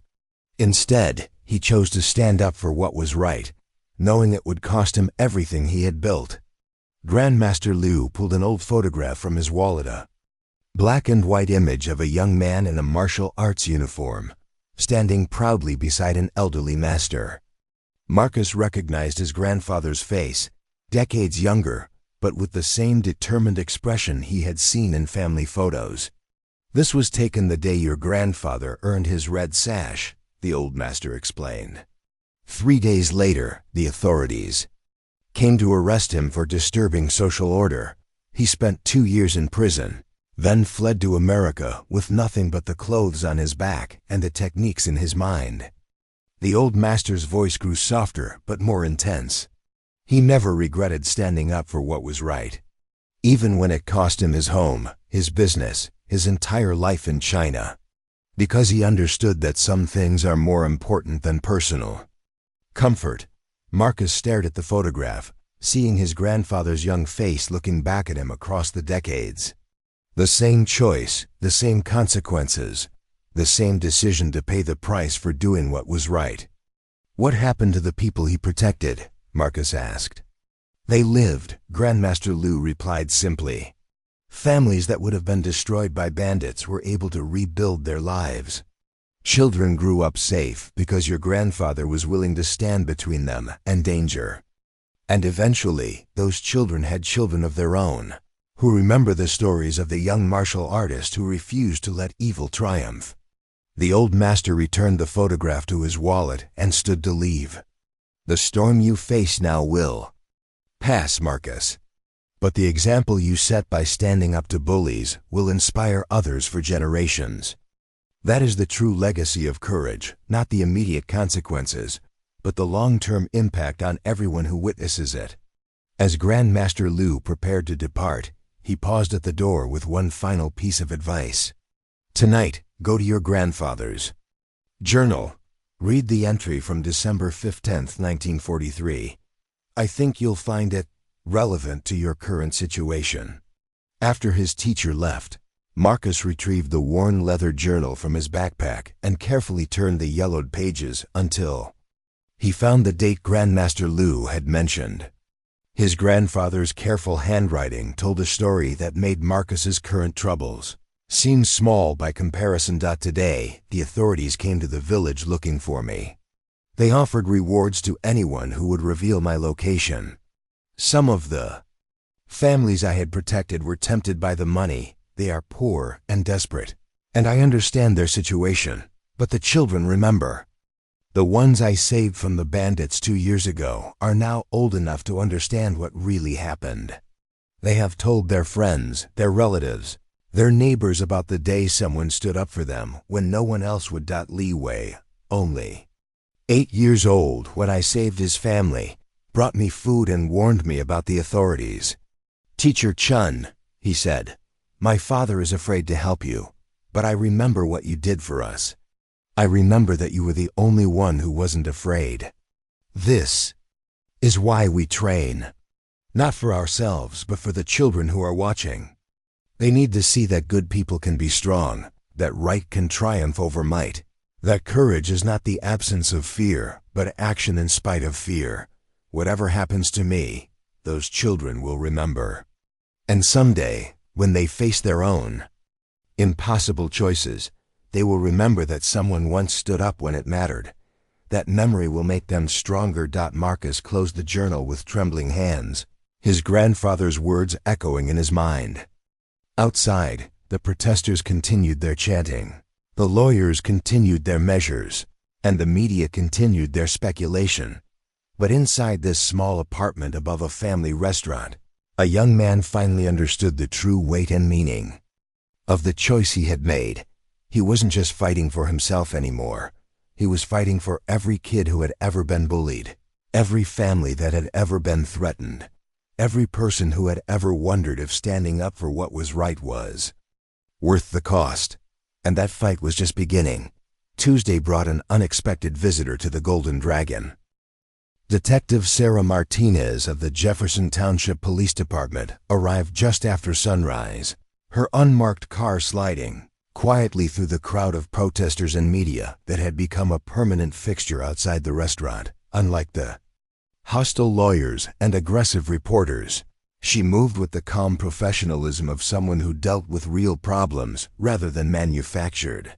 Outraged. Marcus answered her knock at the apartment door, surprised to find a middle-aged Hispanic woman with kind eyes and the bearing of someone who had seen enough of life's ugliness to appreciate genuine goodness when she encountered it. Detective Martinez, she said, showing her badge. I'd like to speak with you and your parents about what's been happening here. Over coffee in the small living room, Detective Martinez explained that she had been following the case since the original incident at school. As the lead investigator on Marcus's assault complaint, yes, he had filed one. Though it had been buried beneath the media circus, she had access to evidence that painted a very different picture than what was being presented in public. I've been a cop for 18 years, she said, pulling out a thick file folder. I've seen real violence, real predators, real threats to public safety. What I saw in those videos was a young man using minimal force to defend himself against overwhelming odds. She spread several photographs across the coffee table. Medical reports from the 6 football players who had attacked Marcus. The injuries were surprisingly minor. Bruises, strains, and one mild concussion that could have been much worse if Marcus had chosen to strike with full force. Look at this. Detective Martinez pointed to Jake Morrison's medical report. Mild concussion from impact with the lockers, not from any direct strike. If your son had actually hit him with those hands we saw breaking that wooden post, we'd be looking at a very different situation. She pulled out another set of documents, witness statements from students who had been in the area during the original confrontation. 3 separate witnesses confirm that Jake Morrison and his friends cornered you first, that they made the initial threats, and that you tried to walk away before any physical contact occurred. The security cameras corroborate everything. Marcus felt a surge of relief mixed with confusion. Then why haven't you arrested them? Why am I the one being treated like a criminal? Detective Martinez's expression grew grim. Because police work isn't just about evidence, kid. It's about politics, pressure, and the unfortunate reality that some families have more influence than others. The Morrison family has donated heavily to the Police Benevolent Fund. Tyler Brooks's mother sits on the city council that approves our budget. She leaned forward, her voice dropping to a conspiratorial whisper. But here's what they don't know. I've been building the case against these boys for months. This isn't their first rodeo. They've been terrorizing students all year, and their parents have been covering it up. Detective Martinez pulled out a tablet and showed them a series of incident reports. Tommy Rodriguez, the sophomore Marcus had met at his ceremony, had filed a complaint about being shoved into lockers by the same group. A freshman named Katie Walsh had reported her lunch money being stolen. 3 different students had documented threatening text messages. The pattern is clear, the detective explained. These boys are serial bullies who have been protected by their family's wealth and influence. Your incident isn't isolated, it's the culmination of months of escalating behavior. David leaned forward, his business instincts engaged. What can we do with this information? That's where things get interesting. Detective Martinez smiled for the first time since arriving. I've been working with the FBI's Civil Rights Division. When bullying crosses certain lines, especially when it involves racial or ethnic targeting, it becomes a federal matter. She showed them printed copies of social media posts from Jake Morrison and his friends, screenshots that had been carefully preserved as evidence. The language was ugly. Racial slurs directed at Marcus and his family, threats against foreign businesses, calls for other students to put the Chinese kid in his place. They were sloppy, Detective Martinez explained. They posted this stuff thinking their parents' lawyers could make any consequences disappear. But federal hate crime charges don't go away just because your daddy writes a big check to the local police fund. Marcus stared at the evidence, feeling a mixture of vindication and sadness. These boys didn't just hate him personally, they hated what he represented. The idea that someone from his background could excel academically and defend himself physically. There's more, the detective continued. We've been monitoring the threatening messages you've been receiving. Some of them can be traced back to accounts linked to the boys' families. Making terroristic threats across state lines, that's another federal crime. Linda had been listening quietly, but now she spoke up. Why are you telling us this? Aren't you supposed to be neutral? Detective Martinez set down her coffee cup and looked directly at Marcus's mother. Because I have a daughter, your son's age. Because I became a cop to protect people like your family, not to enable bullies who think money makes them untouchable. And because sometimes the system needs a little help to do the right thing. She explained that the federal investigation was still in its early stages, but that Marcus's case had provided the crucial evidence needed to demonstrate a pattern of civil rights violations. The videos of the fight, combined with the documented history of harassment and the threatening messages that followed, painted a clear picture of racially motivated persecution. What we need from you, Detective Martinez said, is patience. Let the federal case develop. Don't respond to provocations. Don't give them anything they can use to muddy the waters. As if summoned by her words, a commotion erupted in the street below. Marcus looked out the window to see Jake Morrison himself, flanked by his father and several other well-dressed adults. Pushing through the crowd of protesters and reporters, Jake was holding a large sign that read, "Victims of assault demand justice." His father carried another sign declaring, "Foreign violence has no place in America." Unbelievable, Detective Martinez muttered. pulling out her phone to record the scene. They're actually staging a counter-protest to portray themselves as victims. The media immediately swarmed toward Jake and his supporters, eager for a new angle on the story.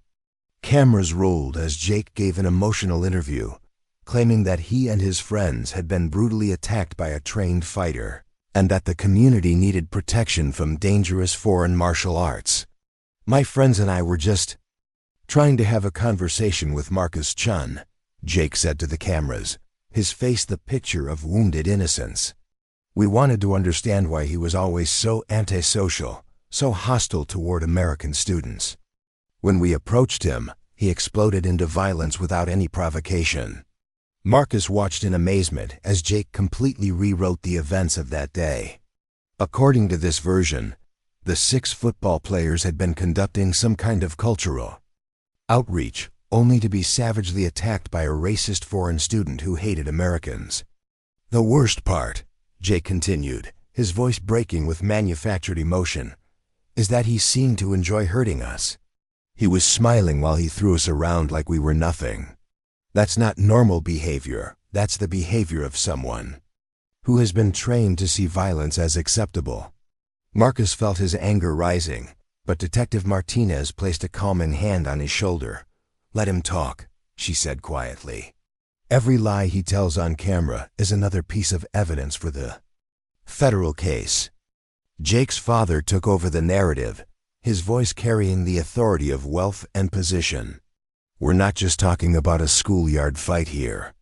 We're talking about a serious assault by someone who has been trained in deadly combat techniques. The fact that he's being portrayed as a victim is a travesty of justice." The elder Morrison gestured toward the Golden Dragon restaurant, his expression filled with calculated disgust.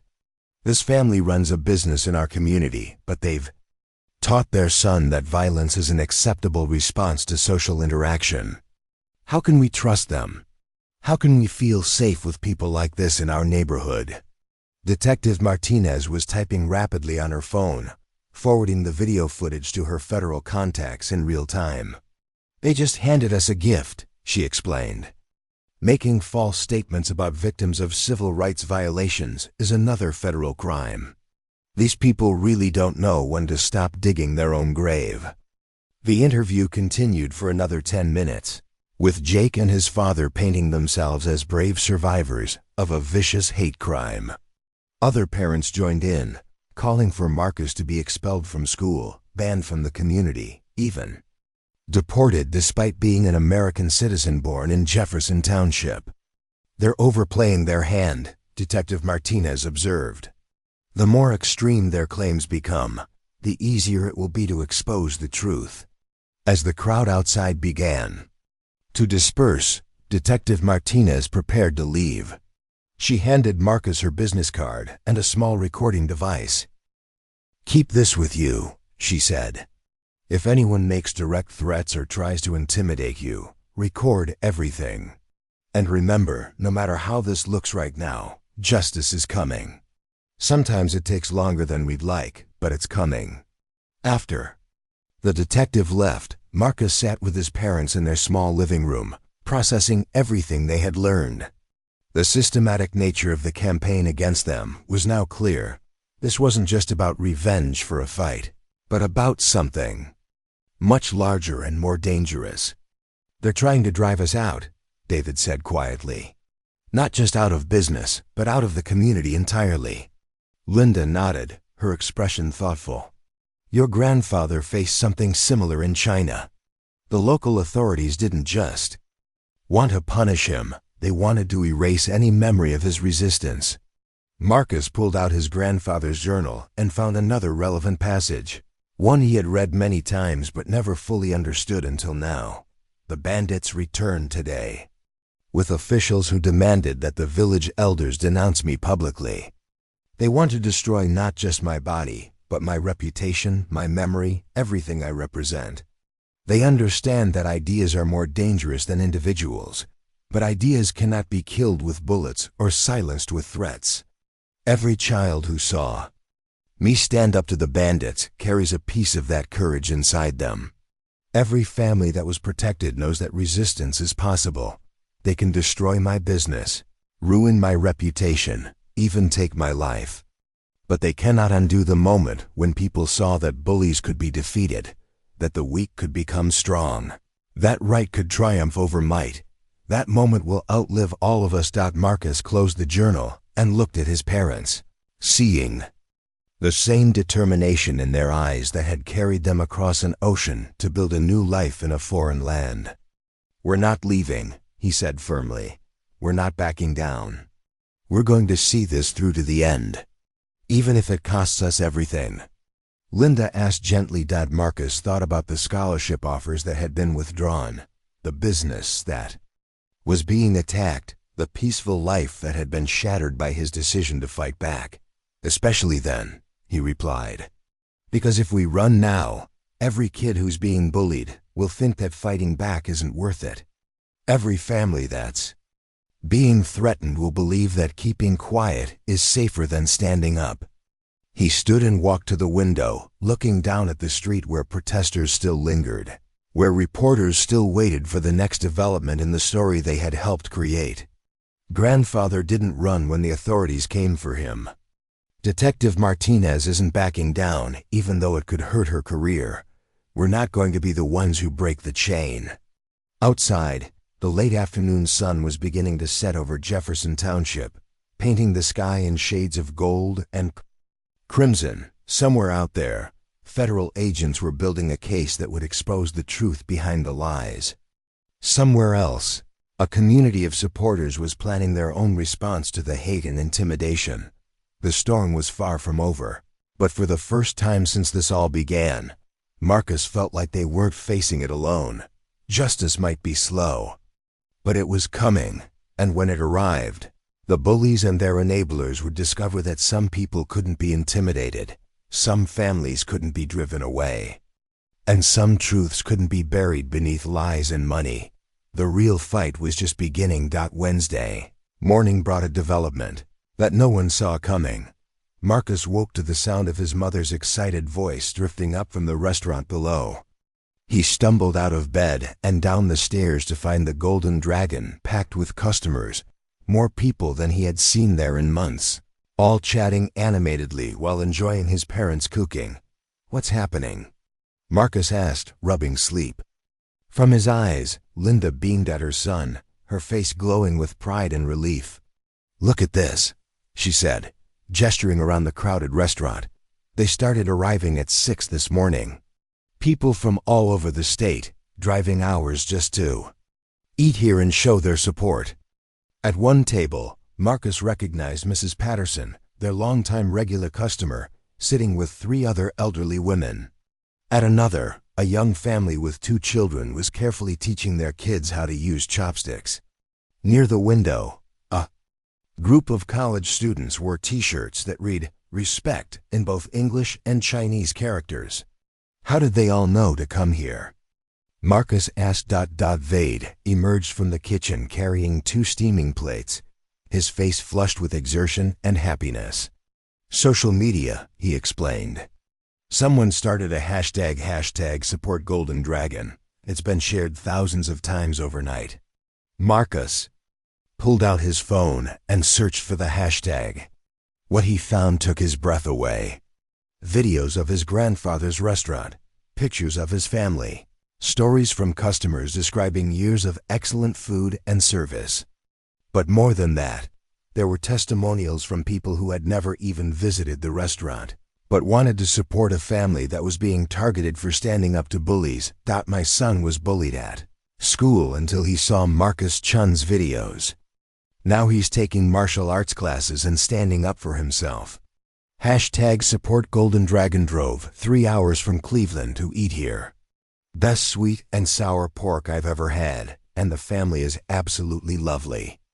Hashtag support Golden Dragon. This is what America is supposed to be about: hardworking families living their dreams.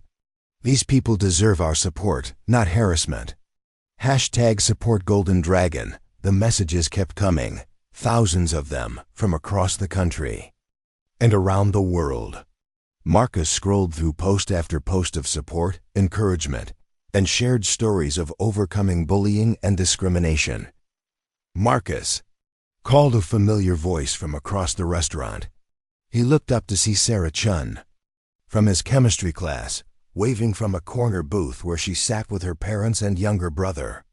"We convinced our parents to drive over from Millfield," Sarah explained as Marcus approached their table. "My mom wanted to try the dim sum, and my dad wanted to meet the family that raised such a brave son." Sarah's father, a dignified man in his 50s, stood and bowed formally.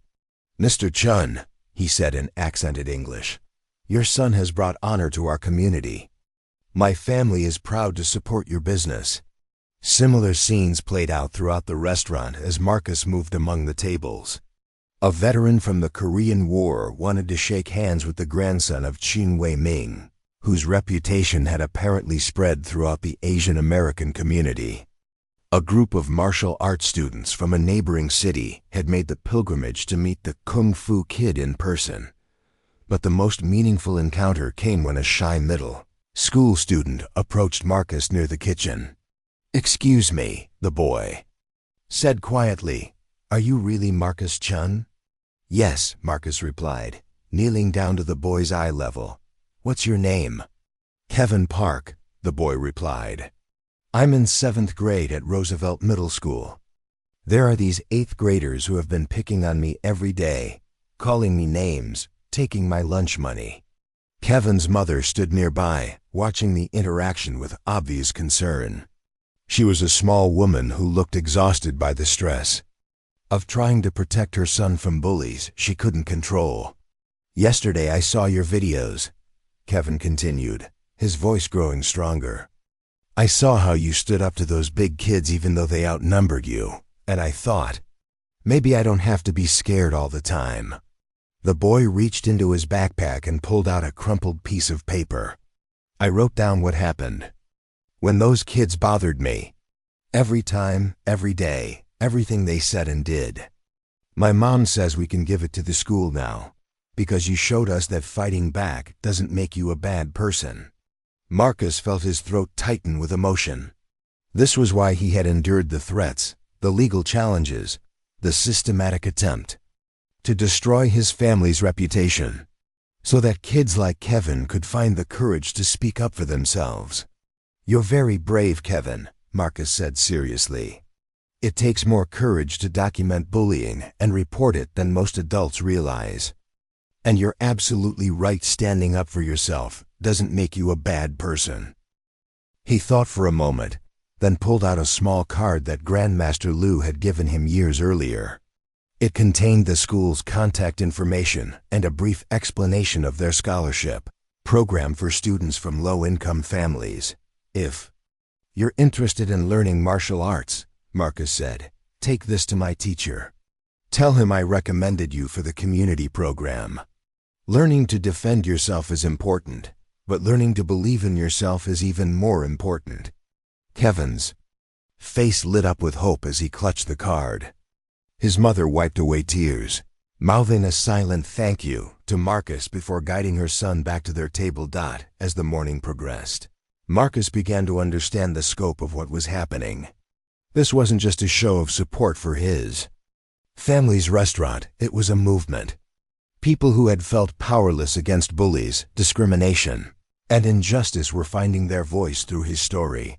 His phone buzzed with a text from Detective Martinez. "Check the news. Big developments in your case." Marcus found a quiet corner and pulled up the local news website on his phone. The headline made his heart race. "Federal investigation launched into civil rights violations at Jefferson High School."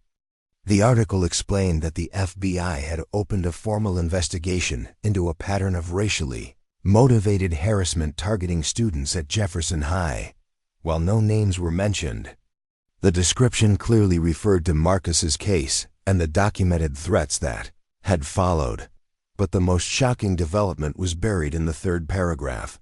Sources close to the investigation report that several additional victims have come forward with evidence of systematic harassment by the same group of students, suggesting a broader pattern of civil rights violations.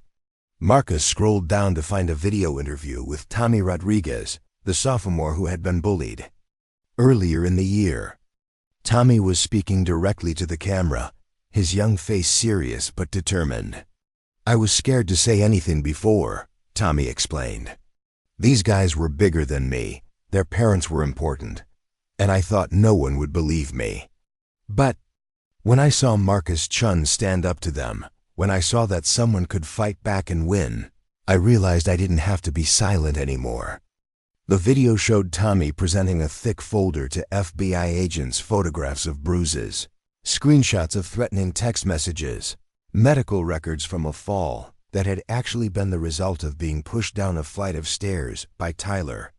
"Brooks, this has been going on for years," Tommy continued. "Not just to me, but to dozens of students. We were all too scared to speak up because we thought we were alone. Marcus showed us we're not alone anymore." The news report went on to detail similar statements from other students who had been targeted by Jake Morrison and his friends. Katie Walsh, the freshman who had reported lunch money theft, had provided evidence of months of harassment. 3 other students had come forward with documentation of threats, assaults, and intimidation tactics. "The pattern that's emerging," said the FBI spokesperson interviewed for the story, "suggests a systematic campaign of harassment targeting students based on race, ethnicity, and perceived vulnerability. This goes far beyond typical teenage conflicts into the realm of civil rights violations." Marcus set down his phone, feeling overwhelmed by the realization that his decision to fight back had opened the floodgates for other victims to find their voice. Kids who had suffered in silence for months or years were finally speaking up, finally believing that they deserved protection and justice. "Good news?" Sarah Chen asked, appearing at his elbow with genuine concern in her voice. "The best," Marcus replied, showing her the article.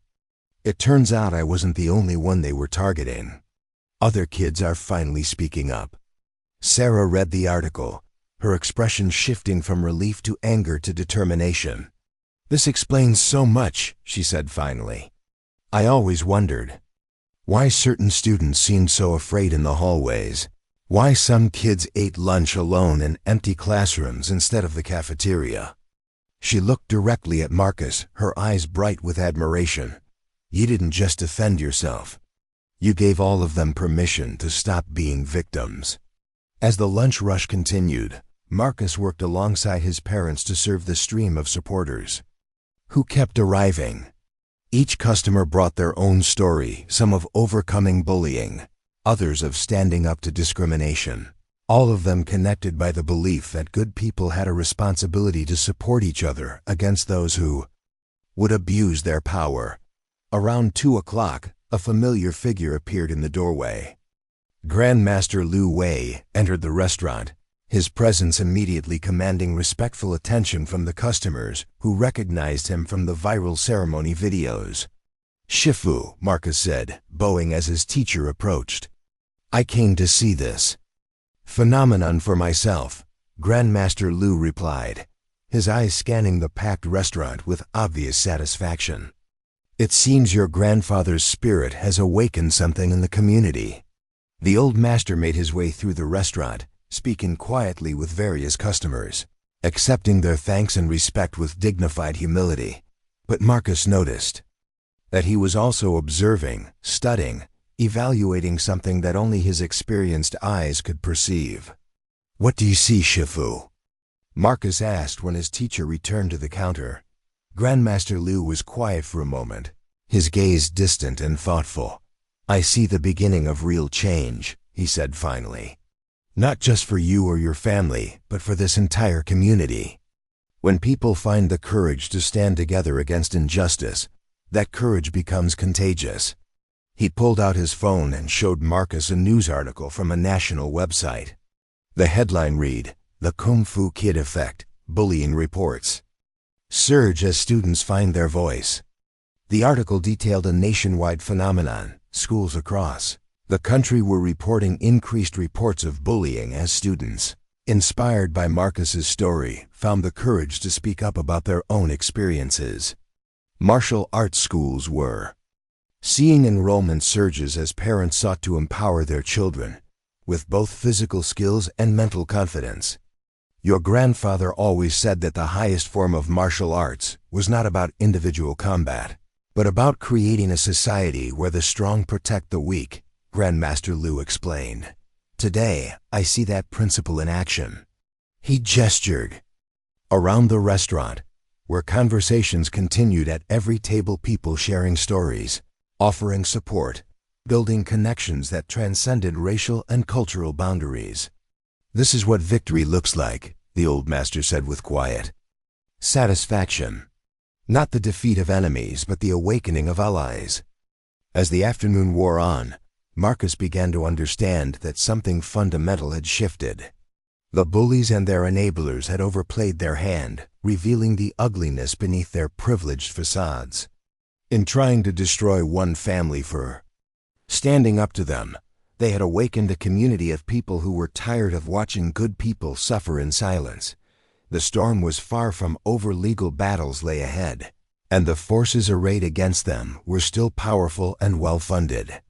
But today, surrounded by hundreds of supporters who had driven hours just to buy a meal and make a statement, Marcus felt something he hadn't experienced in weeks. Hope. The tide was turning, and it was carrying with it the voices of everyone who had ever been told to keep quiet, to accept injustice, to believe that bullies couldn't be defeated. They were about to discover just how wrong that belief had been. Thursday morning brought the news that changed everything. Marcus was helping his father prep vegetables for the lunch rush when Detective Martinez burst through the restaurant's back door, her face flushed with excitement and exhaustion. "Turn on the news," she said without preamble. "Channel 7, right now." David wiped his hands on his apron and reached for the small television they kept in the kitchen.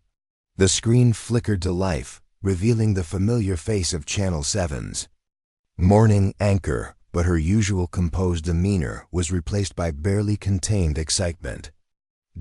Breaking news in the Jefferson High School bullying case that has captured national attention.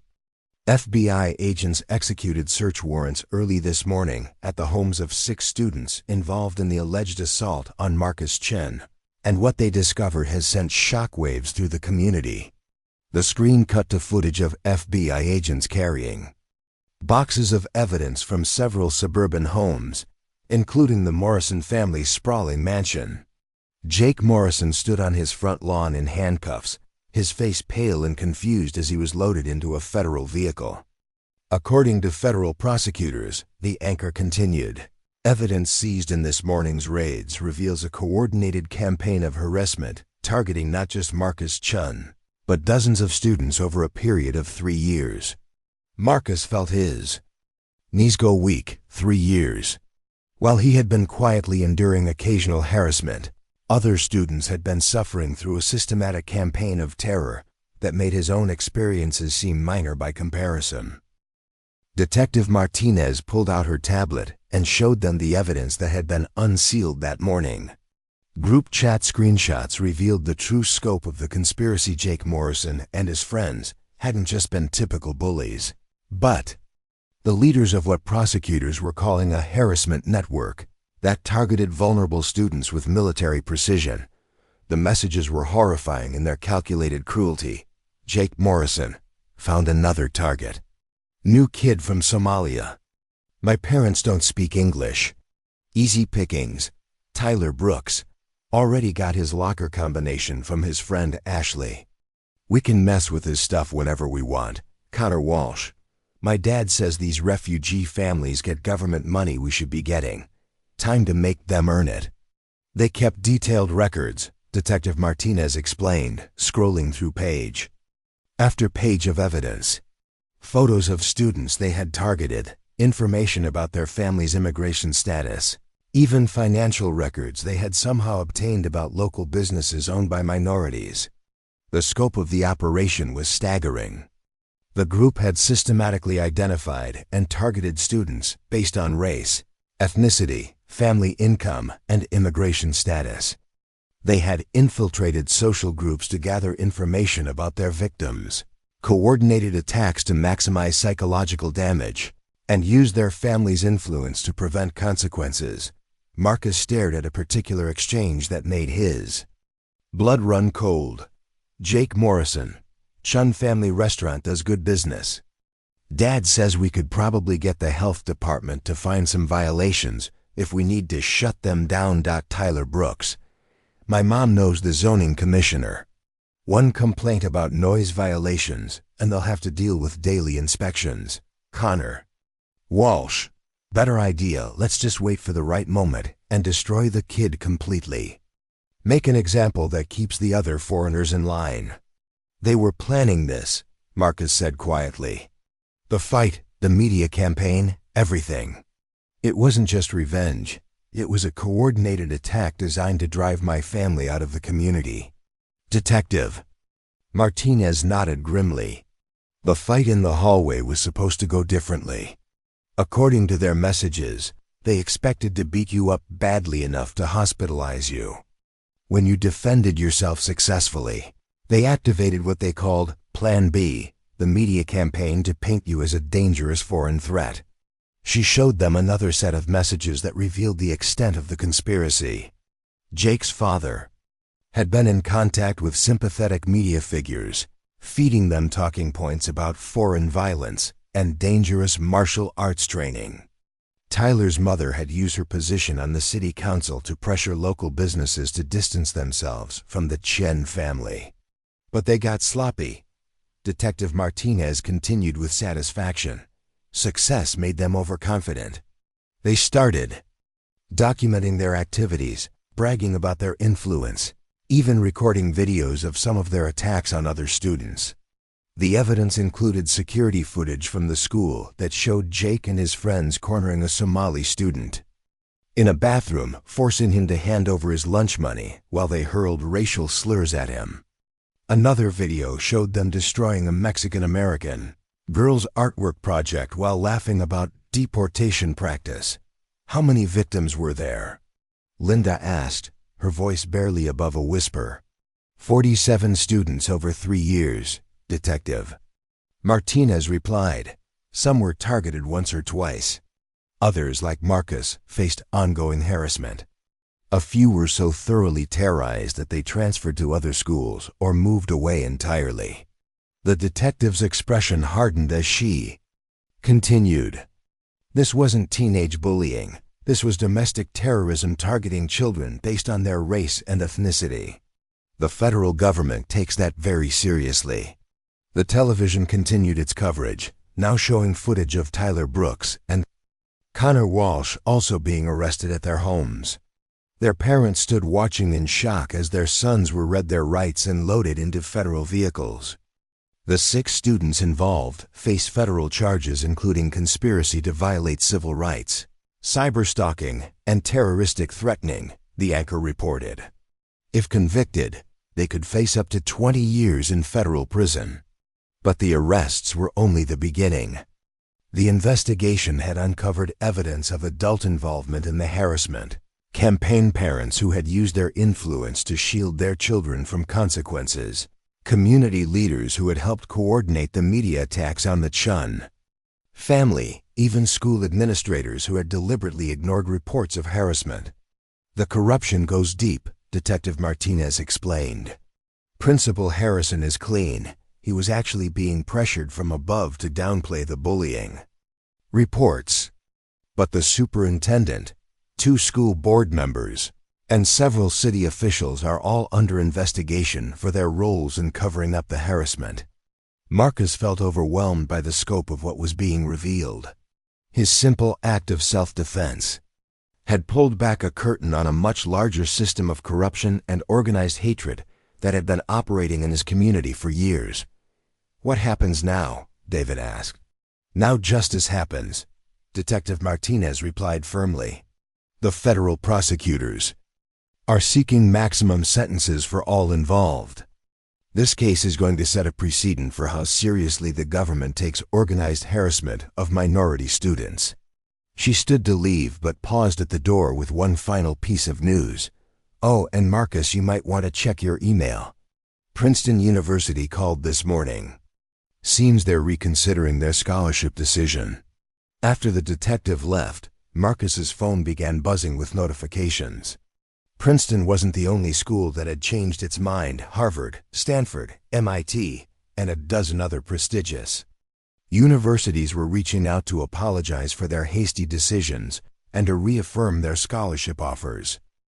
But more importantly, his phone was filling with messages from fellow students, not just from Jefferson High, but from schools across the country, where his story had inspired other victims to speak up. Thank you for showing me I didn't have to be afraid anymore. Katie, Roosevelt Middle School. Your videos gave me the courage to report what was happening to me. The bullies got expelled today. David, Lincoln High. I start martial arts classes next week because of you. No one will ever push me around again. Maria, Washington Academy. The messages kept coming, hundreds of them, from students who had found their voice because Marcus had found his. Each message represented a young person who had decided to stop accepting victimization, who had chosen to stand up and speak out rather than suffer in silence. As Marcus scrolled through the testimonials, his parents worked quietly in the kitchen, preparing for another day of serving supporters who continued to stream in from across the region. The Golden Dragon had become more than a restaurant. It had become a symbol of resistance against organized hatred, a place where people could come to support a family that had refused to be intimidated. Around noon, a special visitor arrived. Grandmaster Lu Wei entered the restaurant accompanied by an elderly Chinese man Marcus didn't recognize until he looked more closely and realized he was seeing his grandfather's face in someone else's features. Marcus, Grandmaster Lu said. Formally, I would like you to meet Chen Wei-jun, your grandfather's younger brother. Marcus felt his world shift as he looked into eyes that were unmistakably familiar. His great-uncle had flown in from San Francisco after seeing the news coverage, driven by a need to meet the grandson who had honored the family name through his courage. Your grandfather would be very proud, Chen Wei-jun said in accented but clear English. In China, we heard about the young man who stood against bullies like his grandfather once did. The family wanted me to come and tell you that you carry our hopes as well as our name. The old man pulled out a small silk pouch and opened it to reveal an antique jade pendant, a dragon coiled around a mountain, carved with exquisite detail. This belonged to your grandfather's grandfather and his grandfather before him, Chen Wei-jun explained. It has been passed down through 6 generations of men who chose to stand for what was right, no matter the cost. He placed the pendant around Marcus's neck, the jade warm against his skin despite its age. Now it belongs to the next generation of Chun men who understand that true strength is not about defeating enemies, but about protecting those who cannot protect themselves. As Marcus touched the pendant, he felt a connection stretching back through generations of his family men who had faced impossible odds, who had stood up to bullies and tyrants, who had chosen honor over safety and justice over comfort. Television in the corner was still covering the ongoing arrests, but Marcus barely noticed. He was thinking about Kevin Park, the shy middle school student who had found the courage to document his own harassment. About Tommy Rodriguez, who had finally spoken up about months of abuse. About all the students across the country who were discovering that they didn't have to accept being victims. His grandfather's pendant caught the light streaming through the restaurant windows, casting small rainbows on the wall, a reminder that even the smallest acts of courage could create beauty in unexpected places. The legal battles would continue for months. The media attention would eventually fade. The community would have to heal from the revelation that organized hatred had been operating in their midst for years. But today, surrounded by family and supporters, wearing his grandfather's pendant, and carrying the hopes of countless young people who had found their voice through his example, Marcus understood the true meaning of victory. It wasn't about defeating bullies in a hallway fight. It was about creating a world where such fights were no longer necessary, and that victory belonged not just to him, but to everyone who had chosen to stand up and be counted when it mattered most. 6 months later, The federal courthouse in downtown Jefferson was packed beyond capacity. Marcus sat in the front row of the gallery, flanked by his parents and grandmaster, Lou Wei, watching as the final chapter of United States v. Morrison et al. Played out before Judge Patricia Hendricks. The past half year had been a whirlwind of depositions, hearings, and media coverage as the full scope of the harassment network was revealed to the public. The evidence presented during the trial had been even more damning than Marcus had imagined. FBI digital forensics experts had recovered years of deleted messages, revealing the systematic nature of the campaign against minority students. Financial records showed that several parents had actually funded the harassment activities, providing money for burner phones, fake social media accounts, and even payments to other students for information about their targets. Jake Morrison sat at the defendant's table looking like a shadow of his former arrogant self. The months of investigation and prosecution had stripped away his cocky demeanor, leaving behind a frightened young man finally facing real consequences for his actions. His 5 co-conspirators looked equally defeated, their expensive lawyers unable to overcome the mountain of evidence against them. "Has the jury reached a verdict?" Judge Hendricks asked. The jury foreman, a middle-aged black woman who had listened intently to every day of testimony, stood with a manila envelope in her hands. "We have, Your Honor." Marcus felt his heart racing as the verdicts were read. Guilty on all counts for conspiracy to violate civil rights. Guilty on cyberstalking charges. Guilty of terroristic threatening. The list went on, each verdict another affirmation that what had happened to him and dozens of other students was not acceptable in a civilized society. But the real revelation had come not from the student defendants, but from the adult co-conspirators whose involvement had shocked the community. School board member Patricia Brooks Tyler's mother had been convicted of using her position to suppress harassment reports and retaliate against families who complained. City Councilman Robert Torres Mike's father had been found guilty of using municipal resources to investigate and intimidate targeted families. Most shocking of all was the conviction of James. Preparing and narrating this type of story took U.S. long efforts and hard work. So if you are enjoying the story, please consider subscribing to our channel.